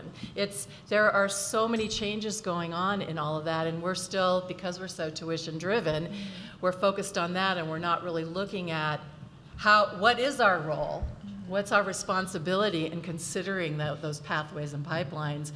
What are we supposed to be doing, if anything? I just think that's a big question in terms of, we love to say underprepared. And as part of that whole equation of diversity, we want to get the numbers, and oftentimes we bring in students who are perceived as not being prepared. What does that say? There's a lot of deeper questions in that terms, again, backing to some of the earlier discussion about what does success mean? What does prepare for whom, where, why, all of that. And that's really uncomfortable and hard, but if we're gonna do this thing called higher ed, we gotta get there. Okay. Do I have time, Nangmana, to jump in real quick? You do. You have like a minute. All right. So to your question about how do we get faculty to participate in these discussions who kind of are resisting it, we had some diversity training at Gonzaga, and we do a lot of roundtable, discussions. And there was a gentleman at our table who there was just a disconnect. He didn't see that there was racial issues happening on campus and stuff. And I think it goes to what you were saying earlier about storytelling. So if you can kind of say, here's an example of a student in one of our classrooms who had this issue, and just bring that to light, I think that makes a big difference. It does. Okay, thank you. And we have someone else at the mic? Yeah. Yes. So I have Dr. Lam, correct? I think she really hit the nail on the head. Diversity for me, and I've been in the business 20 years plus, diversity is, I have a love-hate relationship with that word.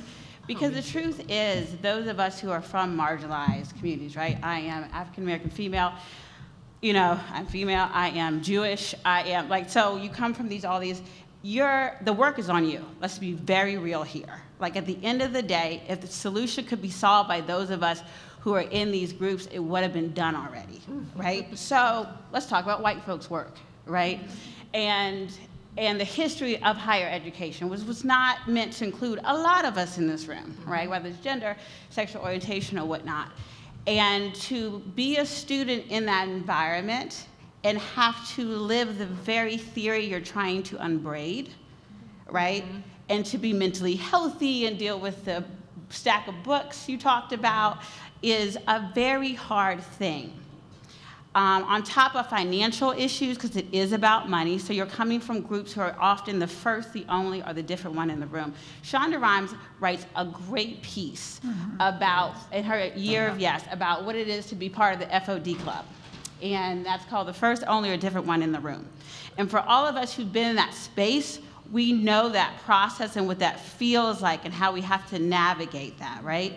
And so for my students, I've worked with first-gen income limited students my whole career. I was one of them, and I'm here for them, to be quite honest, right? And I'm very passionate about them not having to carry more of the emotional work than they have to, because they are students too, right? They're already basically running homes back home. They're already showing that they're persistent. They already know multiple languages, but they're seen as behind or less than, which is just wicked, in my opinion, right? So my question is, let's be very real here. At the end of the day, for those who don't have to, because of the very skin they're wrapped in, have to come out the water all the time. We always have to come out the water. We always have to see what's in front of us, depending on what kind of platform you're born into, right? The benefit of that, of being part of so many marginalized communities, is that I know you better than you know you half the time, because to survive, I've had to read you and move in that space, right? What do we do for those who are in the majority who never have to look down and see the conveyor belt of privilege that they're on? How do they address that, right? Particularly when they come to us to say, well, how do we do this? And the truth is, I am barely making it. I got 4 kids, I'm teaching this course, I'm doing this movement, and you then want me to come to you and show you and hand walk you through a situation when no one ever did that for us. And I'm not saying that should be the measure, but the question is, okay, so really, how do we face and talk about white folks' work in this situation? And I use white folks because, and a friend activist of mine who is a white woman uses that term a lot. She's hashtagged it. Because at the end of the day, again, if it was up to us who are marginalized to solve the issue, it would have been done. So as higher education that is built on white supremacy and white stuff, how do we then address that from the inside out? It's the responsibility of the white folks, and I say that to all of my apparently white colleagues in this room. It's if we don't embrace that, if we don't take it and through the way we live, right, through the way we are opening ourselves up to the difference, the way we engage others respectfully, not shirking when we hear the racist comment, and being diligent about listening. I was anxious about being on this panel. How do I come in? I'm the white guy, right? And what kind of wisdom do I don't bring any wisdom to any of you people of color here because I too don't have to leave the water. So I can talk to the white people in the room and say, you've got to build your skills at empathy. Whether you think you're there or not, you're not there. I'm not there. We've all got to build our skills at empathy, and that goes across racial lines, putative, ethnic or whatever kind of division you want to talk about. But we dominant people, we people who are ostensibly from the dominant group, we need to pay more attention to it because we're not. That's why I give us a D+. We're trying. We've got to do better. And it's those of us in the room who look like me who need to do much better than we're already doing. So sorry, that's my preachy. Done. Yeah. And you are the white guy. You were the minority on this panel. I am the minority on the panel, and I'm very comfortable. Would anybody else like to say anything? Yeah, I just want to say one thing, that it's a real challenge. And you're right, we end up doing the work, but having been at a predominantly white institution, I also find that I'm in a position to change attitudes and mindsets. And it's how you do it and how you approach it. And it's not about calling people racist. It's not about putting people down, but it's about lifting up and about helping understand.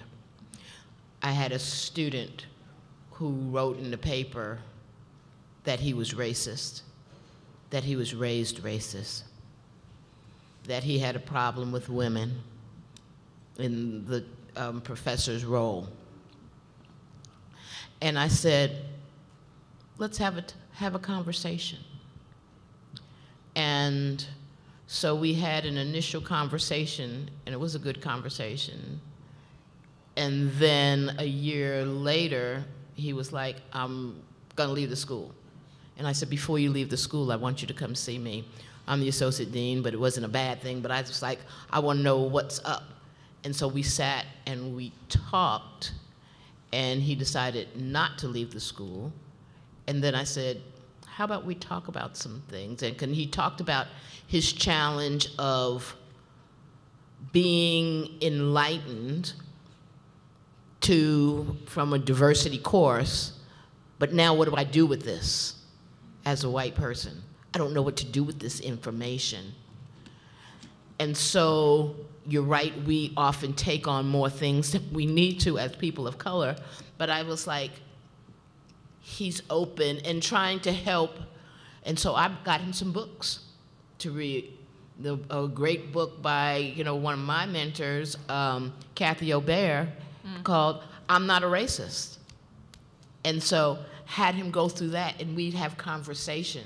And he would say, you're the only person who I can really talk to about these things. You're the only person I can ask questions comfortably in a safe space. And I talked about the difference between being a racist and having racist behaviors, and how you were raised, and how you are not your father. And so some of those kinds of things. And then I also build on my allies. So in my diversity classes, I bring in a colleague of mine to talk about white privilege, because I know it will be received better coming from her than coming from me. If I need to talk to, I can, but I also try to be smart and realize that I have allies, and let me use them in their roles. And I think that's how we can work together. It's by recognizing white folks have a role. So let's partner with them to get the work done. Thank you. And we have another question? Yeah. Yes. Hello. Thanks for the excellent panel and discussion. Appreciate learning a lot of stuff. My name is Sashi Pillai. I am in the Information Technology Organization here at WSU. As an engineer, we've been taught you measure what matters. And I'm focused on kind of establishing objectives and key results. So as part of that, I agree, measurements do not always have to translate to numbers it could also be about progress one makes. So I want to direct this question to Dr. Lam, because you're beginning to explain why sometimes we get over-focused on measurements. But to me, measurements is an important consideration and how we are making progress. And so if you could respond to that, I would appreciate it. Thank you. Like I mentioned, I think accountability is important. So I'm not against measurements. I'm not against the efforts to look at where our institutions were and where we are now. But it is sometimes because we have to report, we have to show progress. Sometimes what I have seen, for example, is that we focus on solutions that would bring immediate results on the book and not putting into the hard work that would actually have greater benefits to the institution, but it would take longer for those results to show. And so this is when it became problematic, is also when it is to, again, also when reporting results became the priority over actual progress, I have also seen, it became like having the more flashy kinds of programs, events, that you can more visibly show that you are doing something. But a lot of time, the hard work is kind of hidden. For example, the extra time that we put into mentoring students from marginalized population that we cannot easily account for in some sort of workload and report. But those of us, as the previous person who asked the question, the invisible labor that those of us in marginalized group is oftentimes not counted. The emotional labor that we do is oftentimes not counted, when they also tend to be the work that has the most impact on our students. Thank you. I don't want to get into a positivist or a phenomenological debate here, but something that I just was discussing with my students yesterday, and that was, I introduced, this is a first-year seminar that I'm teaching, and it's called Knowledge, Reflection, and Identity, Reflection, and the Construction of Knowledges, plural. And I start out by looking at the Euro-American perception of what knowledges are, right? And you have, I start with Plato, and we talk about truth, and then I step back and I say, all right, now let's stop for a second. This is entirely from a Euro-American perspective, this concept of knowledge. And look at how even within that, there's huge differences. We have positivists, we have phenomenologists, and we sometimes have trouble talking even amongst us, and we think we're speaking the same Euro-American academic language about epistemology. And I said, now open that up to the rest of the world, and think about the multitude of different knowledges there are. And I get to this, I want to get right to the point, because numbers absolutely are important. But as a cultural anthropologist who's a phenomenologist, I also say that's an impossible way to scientifically dissect human behavior. Humans are crazy. We do all sorts of wacky things, and that's part of this agency that we have. And so we can quantify some things, but we can't stop there. There has to be a qualitative shift. And that's the most difficult, but the most critical thing to measure. And again, coming up with how to measure that, that's a conversation. I think stories help. It's a diversity of ways to respond to it. But numbers matter, but it can't be the end. And I want to just kind of echo that. Thank you. Thank you for the question. Okay, and now Karen has an announcement before we go any further. So I have another question from the campus, and this is basically to the WSU panelists. I would like to know what panel members who are from WSU think about linking diversity, equity, and social justice to WSU's status as a land-grant university, particularly considering we are on Nimbu lands, and I'm sorry if I butchered that name. There are two of you. Yes. No, I'll go for it. I'll let her stop. Yay. Well, for me, I would have to say that I think we should articulate that in it should be very clear that we are conscious of on what land is it that this institution was built, who were the people, et cetera. That is important. And when I think about a land grant mission, it just seems like an imperative to me. I do know in doing some of my own study on land grants that they weren't actually meant to be these wonderfully inclusive places that some of us, I think we should aspire and operate from that. But like with all of our history, that history is more complicated. But I think as we become more and more, hopefully, conscious of who we all are and how we have decided to treat one another, we need to reclaim the histories that are often denied. We should make that very clear in our mission that that's just who we are, instead of it having to be this big deal. It's who we are. It's how we should be behaving.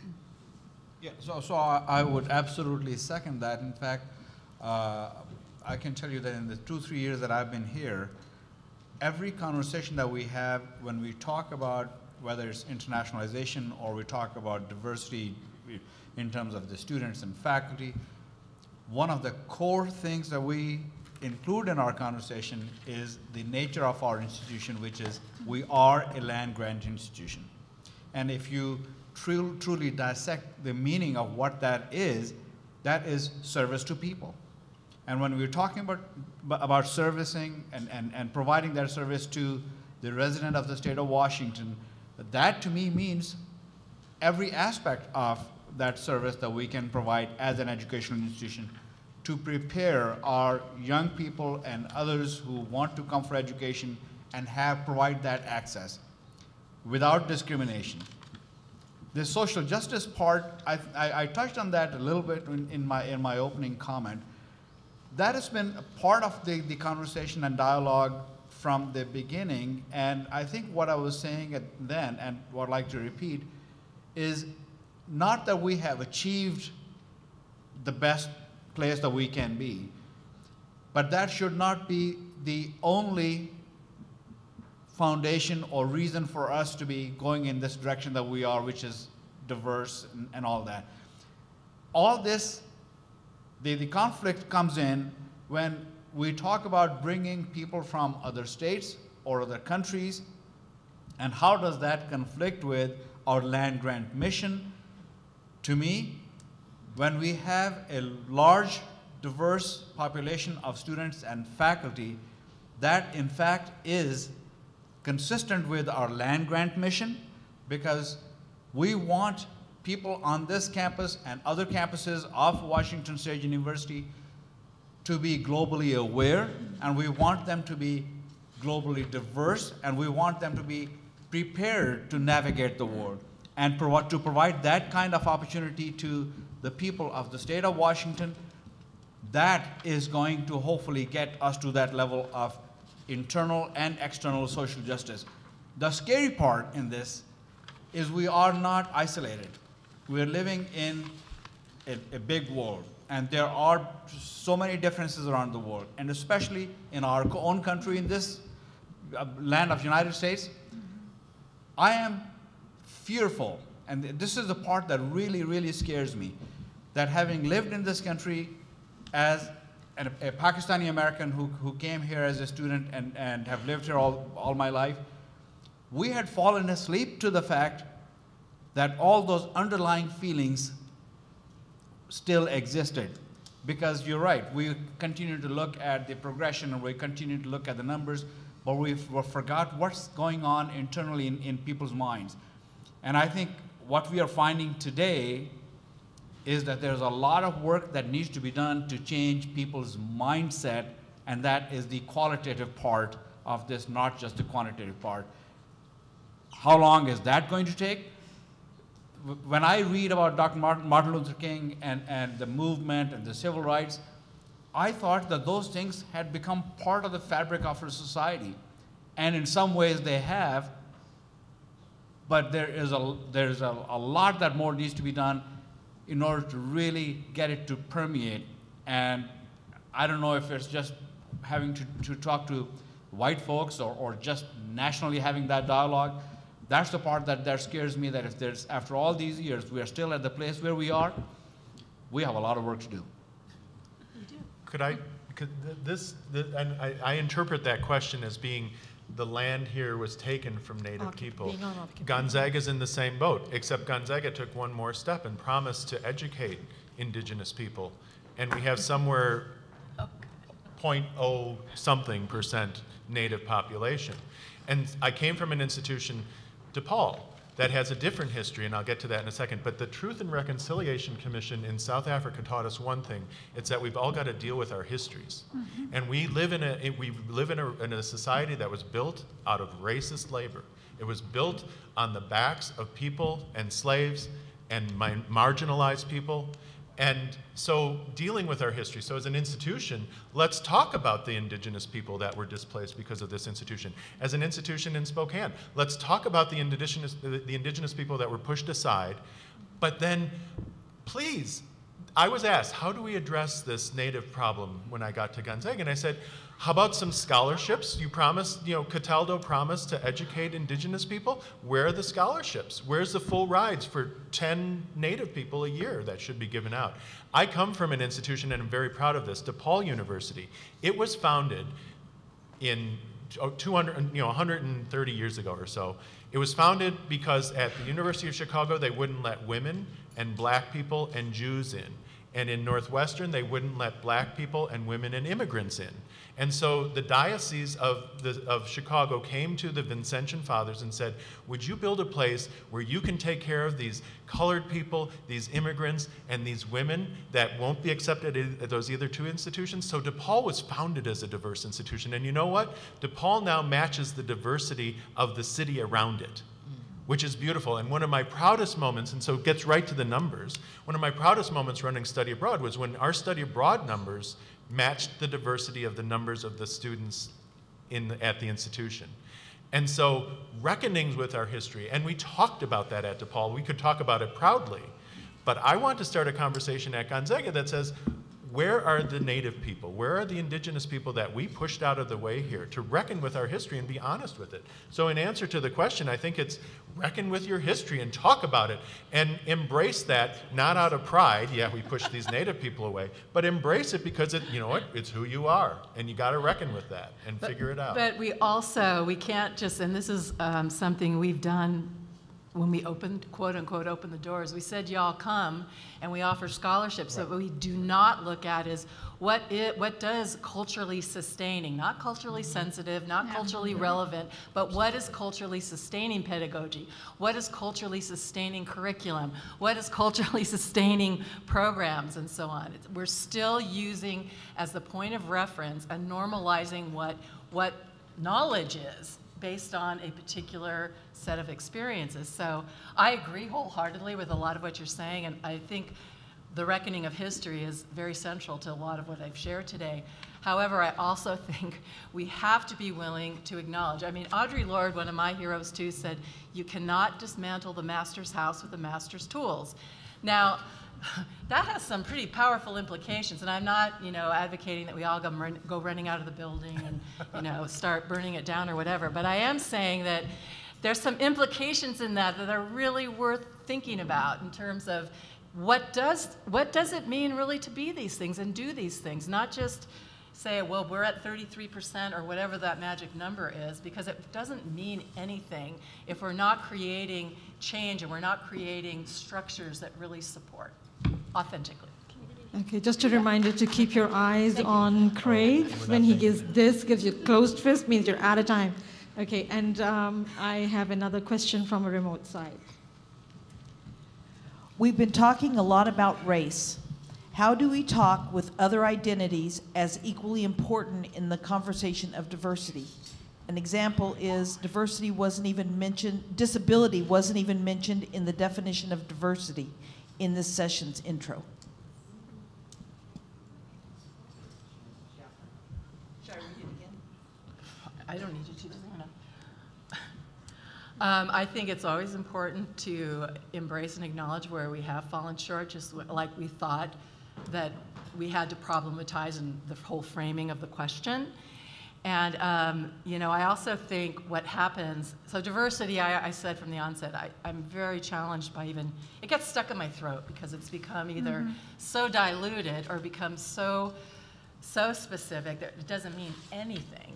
So we talk about, I think part of why we're talking more about race, ethnicity, is because it's in our faces in a way, right? And I don't mean that negatively. I think we have to pay attention to what's present.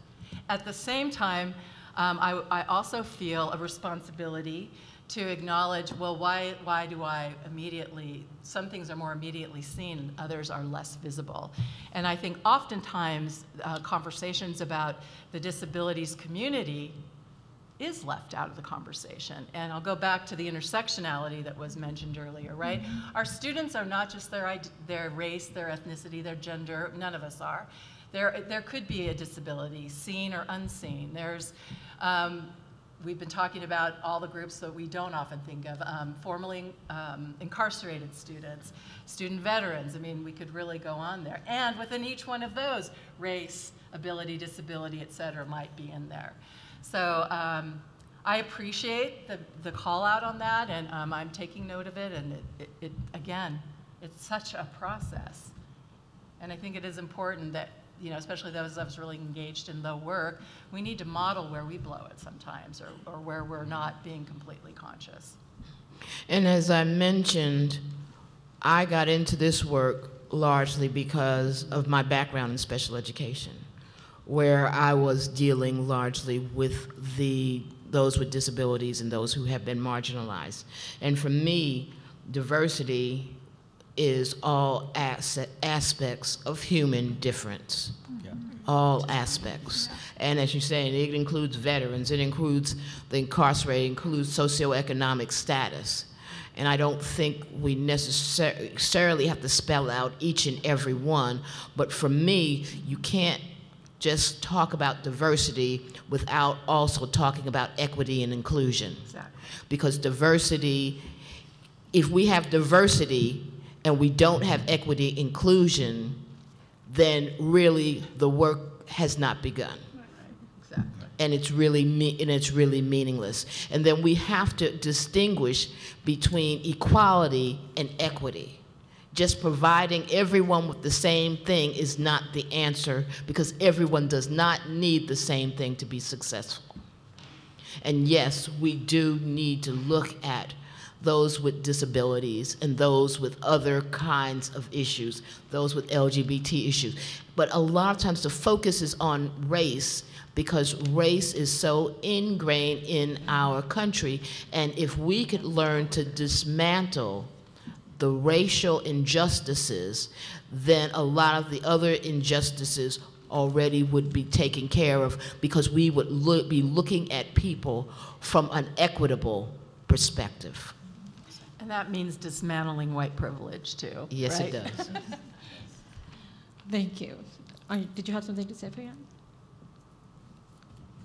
Okay, we're going to move on to our next question.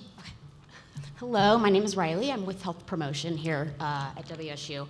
You brought it up just a couple times, but just as champions of social justice and inclusion, I really want to know, where do previously incarcerated individuals fit in our talk on diversity and just access and inclusion?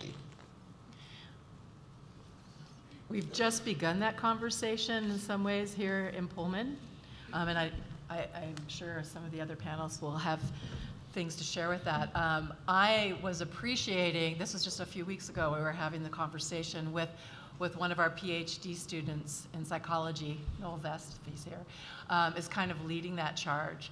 And I think that, you know, again, that particular group is a group we don't often think about. What does it mean to be a student and having been formerly incarcerated? So at Pullman, the conversation has begun. We're looking at, there are other, the state of California has an amazing program, I've learned, and there's others. So we're starting to look at what are the promising practices. I like to use that better than best practices. What are the promising practices from which we could learn and build upon? So we're also considering, so how do we take the foundation and infrastructure that we have? We have developed some. when it comes to supporting, and I'll use the word diversity in that case. So how would some of that infrastructure also could be part of the network of support and connection for our formerly incarcerated students, who again, I'll go back to, are very complex identities. They might have that experience. They could also have many other social identities that come to play in that. So I think that there's more to come on that, and I'm excited and pleased that we're making that a visible group. And I want to, oh, sorry. In my position, I'm the director of Faculty Commons right now. So basically, it is about faculty development.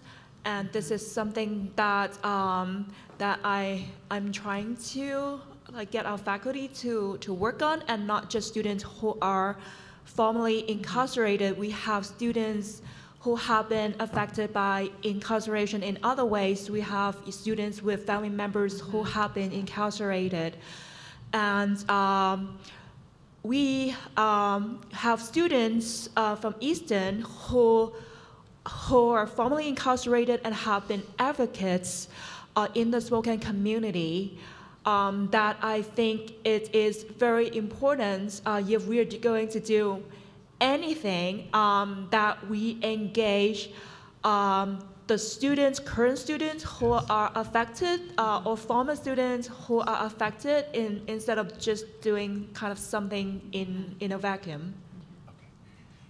I want to just throw in one word, and the answer is listen. I don't want to make this too facile, but listen. I think we all need to listen to the people, all of our constituencies, whether they're students who are fully abled, whether they're students who are alternately abled, students of color. We need to just listen and not respond defensively. Why do you need a ramp? You need different materials. Oh, such a bother. Not to respond defensively, but to respond engagingly. And acknowledging the difference and really embracing that difference, right? And saying, wow, I never thought a ramp or blocking a wheelchair exit, whatever. That's where we can it's an ongoing process. Listen, that's all we need. And I think kind of in relation to what you just said, I think the idea of universal design for learning, I think is very important. And I think a lot of these things overlap, that one pedagogy, one practice that we thought, we implemented for one group ends up also benefiting other marginalized groups. And I think the idea of universal learning is also a very useful tool for us to wrap around what we need to do, whether in the positions of being a faculty teaching in a classroom, or those who support students in other capacities. I agree. And just to add on to that, I think, the spaces that we create for our students are very important. Just, making sure that there is space that they can go to and feel comfortable, where listening can happen, where empathy can happen. There is a wonderful quote from Brené Brown about this that says, courage gives us a voice, and compassion gives us an ear. And without both, there is no connection, there is no empathy, or the other way around.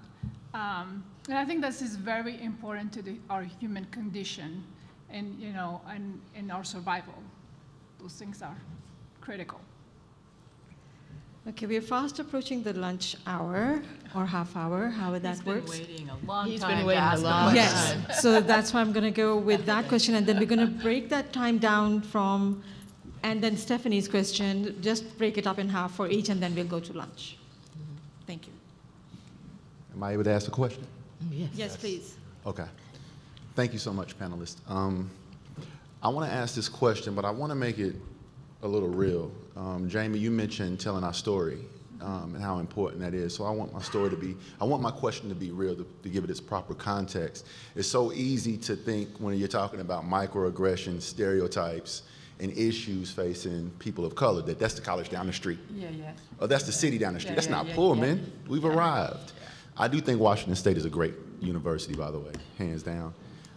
But just to tell a quick story, about 6 months ago, I was taking my son to visit an elementary school here in the city. The Google Maps took me to the back part of the school for some reason, and I had to walk across the sidewalk from the back of the building to the front. As I'm walking with my 4-year-old son behind me, I hear over the intercom, this is a lockdown drill. I repeat, this is a lockdown drill. A few months ago. They call that a microaggression. I would say this is more like the WXYZ of an encyclopedia, you know. It's a heavy book, if you will. And I guess my question to the panel is, what are some of the coping mechanisms? What wisdom can you give the marginalized groups, us people of color,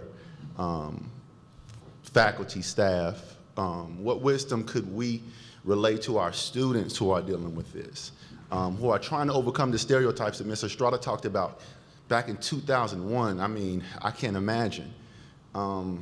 What wisdom do you have for us that we can pass on to others? And this is a real question because I really want to know.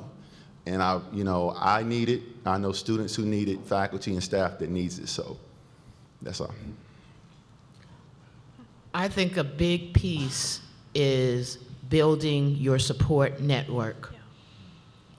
Because alone it is really difficult to bear. But if you have a support network where you can get with others who are going through and you can strategize and you can support one another, and then you also need someone who has some knowledge and some information and some guidance. And so that's one of the things that I'm trying to build at Whitworth. And that's why I call my dream team, where I'm pulling together some of our students who are marginalized, who are first or second year, who are struggling now that they've come to this predominantly white university, and it's not all that they thought it was going to be, and I'm thinking about leaving. It's about building strategies for retention, but we need to do it by joining them together. And some of it is they're going to need some counseling. I mean, and I know in certain communities of color, counseling is not well received, but we have to educate to get past that stigma, because that's what some people need. They need some one-on-one counseling, and they need some group counseling. And I see the group counseling as providing that supportive network so that you know that you're not alone, and then to come up with some strategies on how you're going to tackle it. And in some cases, it has to do with people who will be advocates for you. There was one of my students who, after taking one of my diversity classes, came to me and said, this was an experience I had in the community where I felt marginalized. She felt marginalized by the situation, but she felt empowered by the class she was in, but yet still, she didn't feel comfortable. She wanted to address it, but she didn't feel comfortable going by herself. And she said to me, will you go with me to talk to the owner? And so I did. And so if you don't, so it's about building that network.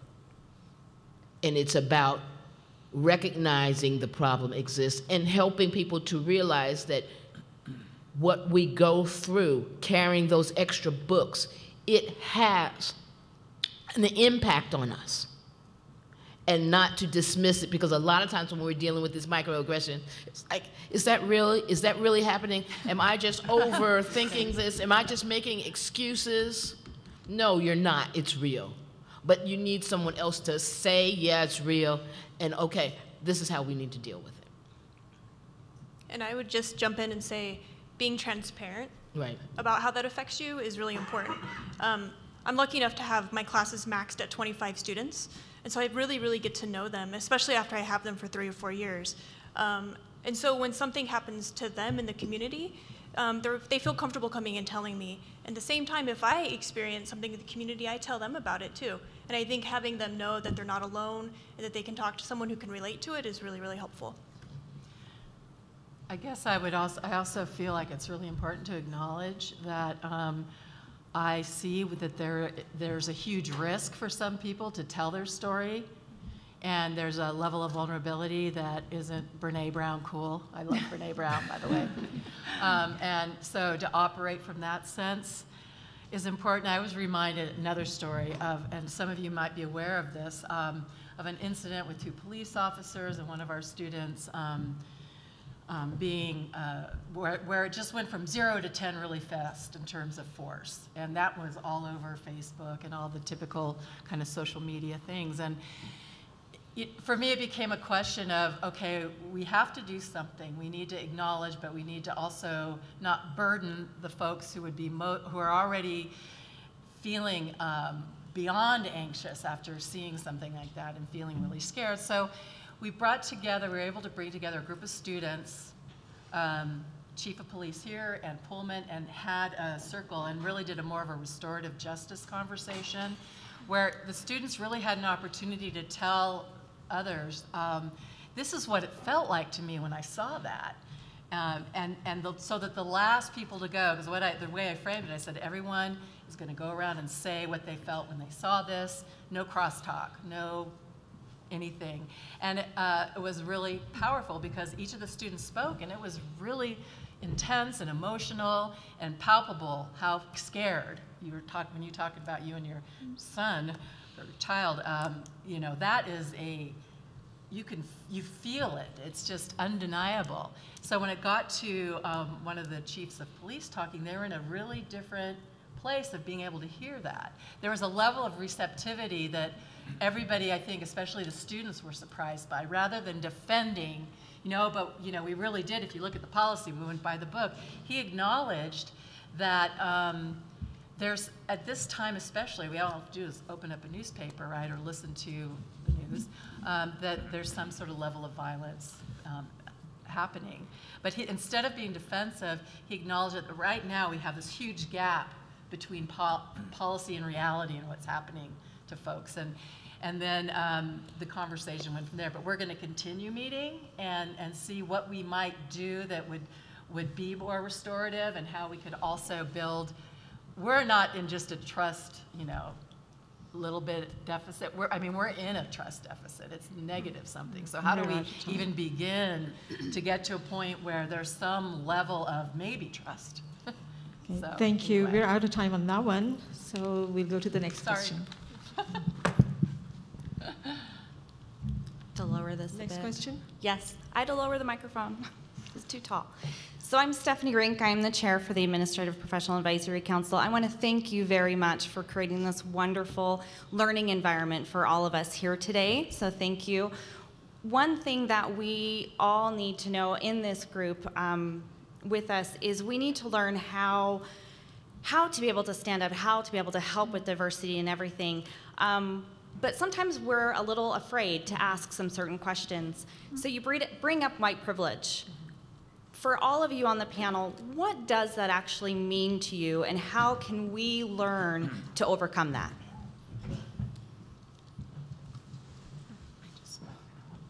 I'll just start by making a comment and relating an incident.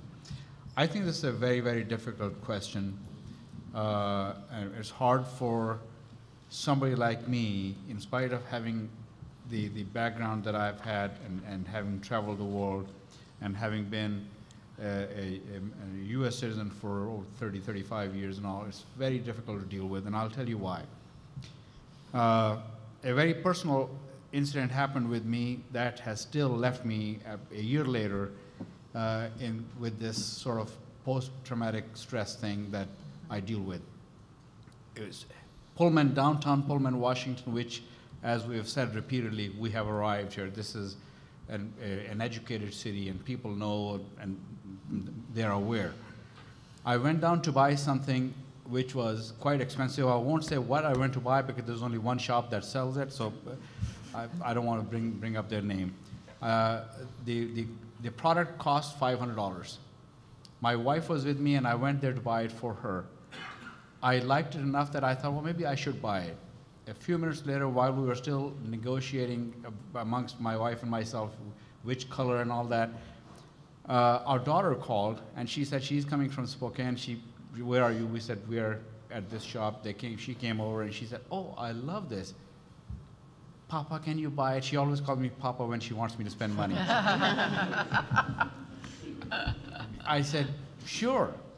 So now we are talking about spending over $1,500 on something.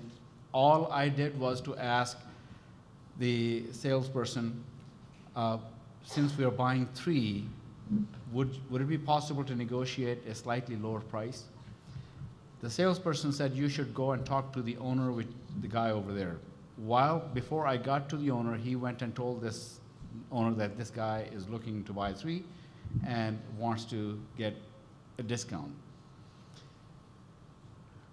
I think that owner looked at me and simply saw a foreigner who was looking for a deal.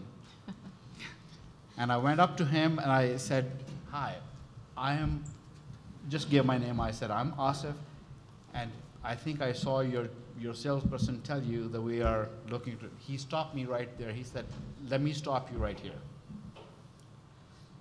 In this culture, these are his exact words because they're imprinted in my mind. He said, in this culture, asking for a discount and a reduced price is considered insulting. We don't do that in that culture, in this culture. And I was absolutely stunned that a city that's been my home for over 35 years, that I know pretty much everyone down in the downtown area, that I would get that kind of response. My whole family was shocked. So if you look at me, somebody who is a senior administrator at the university, who's been a foreign service officer representing the United States, who's served in the United States Navy for 3 years working at the Pentagon, put myself truly in harm's way to come back to my hometown and be treated like that. I think it would be very, very difficult for me to say how, because I'm still trying to figure out how. I think we as a society have to change. And that's why I was responding to what Nagmana was saying at the beginning, redundancy. We got to talk about this a lot more and more often than what people say that we are talking too much about this.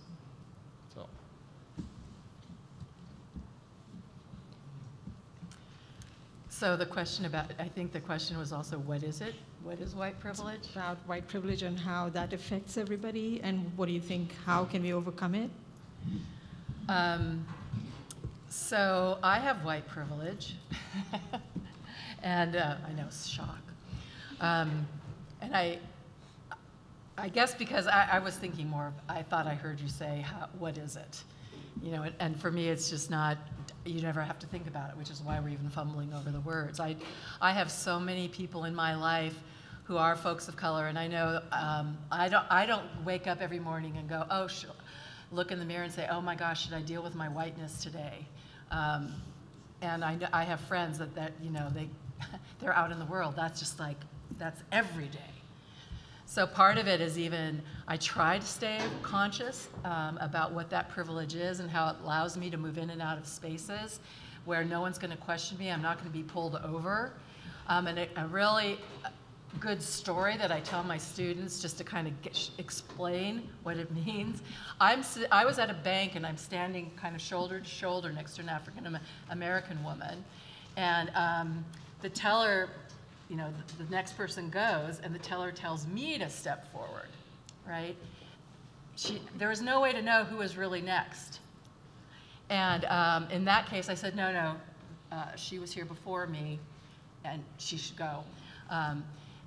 So that's a very simplified example of one, seeing what it is, but also what we with privilege can do in certain moments, the way in which we can stand up and say no, or even call it out in that, to be able to call it out in that way. And it happens in a multitude of different ways. It happens, we've seen it in, cash registers. It shows up, again, like I said, it's not something that those of us who carry that privilege get up and think about.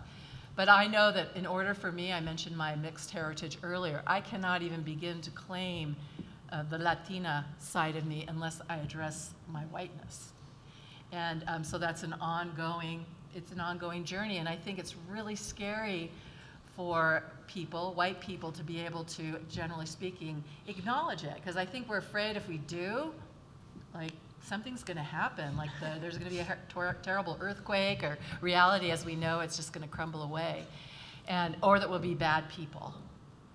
And I'm finding it actually to be liberating in that sense of once getting through that, building the capacity to sit in it, not try to talk it away or say, yeah, but, because we also have a tendency to say, oh no, I'm the good white person in the room, I don't do that stuff. And the reality is, there but for the grace of God. I mean, it could be me saying something ridiculous and harmful or doing something. So it's staying awake and taking that on, much the same way our other people within our very community have to deal with it day in and day out. I have a concrete suggestion in terms of how to deal with your white privilege. I think acknowledge it is very important, but use it for racial equity. And I think there were times that I was the only person of color in a meeting with people who are high-ranking, and I had to stick my neck out to be the person who raised pointed questions in relation to racial equity. And then, after the meeting, there were white folks who came to me and said, oh, what you said was so great. I'm like, why didn't you say it at the meeting and support me? And I was scared to death, and I had to say it and felt like the room was silent. Yes. And so for me, there are white allies that I really appreciate in my circle, that I'm not afraid to tell them what they can do. So listen to them. And, in terms of, you said, what is white privilege? It's unearned advantage. And the reason why it's such an issue is because since it's an unearned advantage, most people with white privilege don't realize they even have it. It's just something that they take for granted. But those who don't have white privilege are very, very much aware of it because they see it every day. And I think that it's about bringing the awareness. And I think another piece is that people are afraid that white privilege means guilt. It means pointing a finger. It means saying that a person is racist, and it has nothing to do. Doesn't really have to do with that. It has to do with you recognizing that you have certain privileges that other people don't have just because of the color of your skin. And then another quick example of that is my husband. He was working with a men's group at church, and so the Harlem Globetrotters were coming to town. And so we have a lot of young boys who don't have fathers. So he said, well, for the men's group, why don't we take the boys to see the Harlem Globetrotters? That would be a great experience. And so the pastor said, this is great. Here's the credit card. Go buy the tickets. So he goes to buy the tickets, which is, of course, a church credit card, and he was denied it. However, it just so happens there was a white male church member who was with him, but that was kind of the side and side, and then he gave the card to him, and he presented it, and he bought the ticket with no problem. That's the difference of that's white privilege. It's Did 12:33. Did the person actually that used the credit card say, hey, did they? Now that did was they do another it? thing about educating the person, and I wasn't there, so but yeah. Could I just, and I very quickly, Absolutely. It goes to speaking out, and again, this is from a white man's perspective. It's when you're sitting in a meeting, and this happened to me when I arrived in Spokane, and everybody says X, Y, Z, X, Y, Z. African American woman says ABC, and everybody says, okay, whatever. and they move on. Then a woman 5 people later says the exact same thing she said. And I looked at her and I said, that's exactly what she said. Yeah. And the woman, you know, that I defended in that way, and it was a very subtle thing, it was like, oh, isn't that what she said? And she came up to me after the meeting and thanked me. And again, I wasn't doing it for the thanks, but I was like, we've got to watch this stuff, and we've got to be the people who are responsible for calling it out. So listen twice as hard to people of color when you're sitting in a meeting. Listen twice as hard to someone with a different ability. Listen twice as hard to someone who has a different identity than you do, because they're the people who are persistently marginalized, and it's only us who can stop that. Not letting anyone in, but stop it. Sorry, Thank you, everybody. Karen's going to have a few closing remarks, and then we'll go lunch. So obviously, this is just the beginning of the conversation, because we had like 15 questions and we didn't get to any of them. So we are very excited that everyone, that the community was brave and brought their questions, that the panelists were transparent. I just couldn't have asked for a better situation. Again, we'd like to thank the President's Office and APAC for sponsoring this. We have, the survey will be out on our website. Please take the survey. Please let us know what you want to see, what you want to do, because that's very important to our mission. We also have some leadership trainings coming up. Jake French is being rescheduled from November to May. He had a personal emergency, could not make November. If you can at all make that leadership training, I think it's going to be May 22nd. If you can at all meet that, I think you won't be disappointed. So last but not least, we're going to have lunch, and we hope everybody can stay. We want people to go down both sides of the table. If you need the gluten-free pasta or the plant-based protein, we have folks that are ready to assist you with that. And last but not least, I'm supposed to caution you that the chafing dishes are hot, so please use the handles. I guess we had somebody burned at one of the other functions, so I just want to caution everybody that be careful when you're going down both sides of the line. Again, thank you for everything. You guys were amazing. Have a great day, everyone.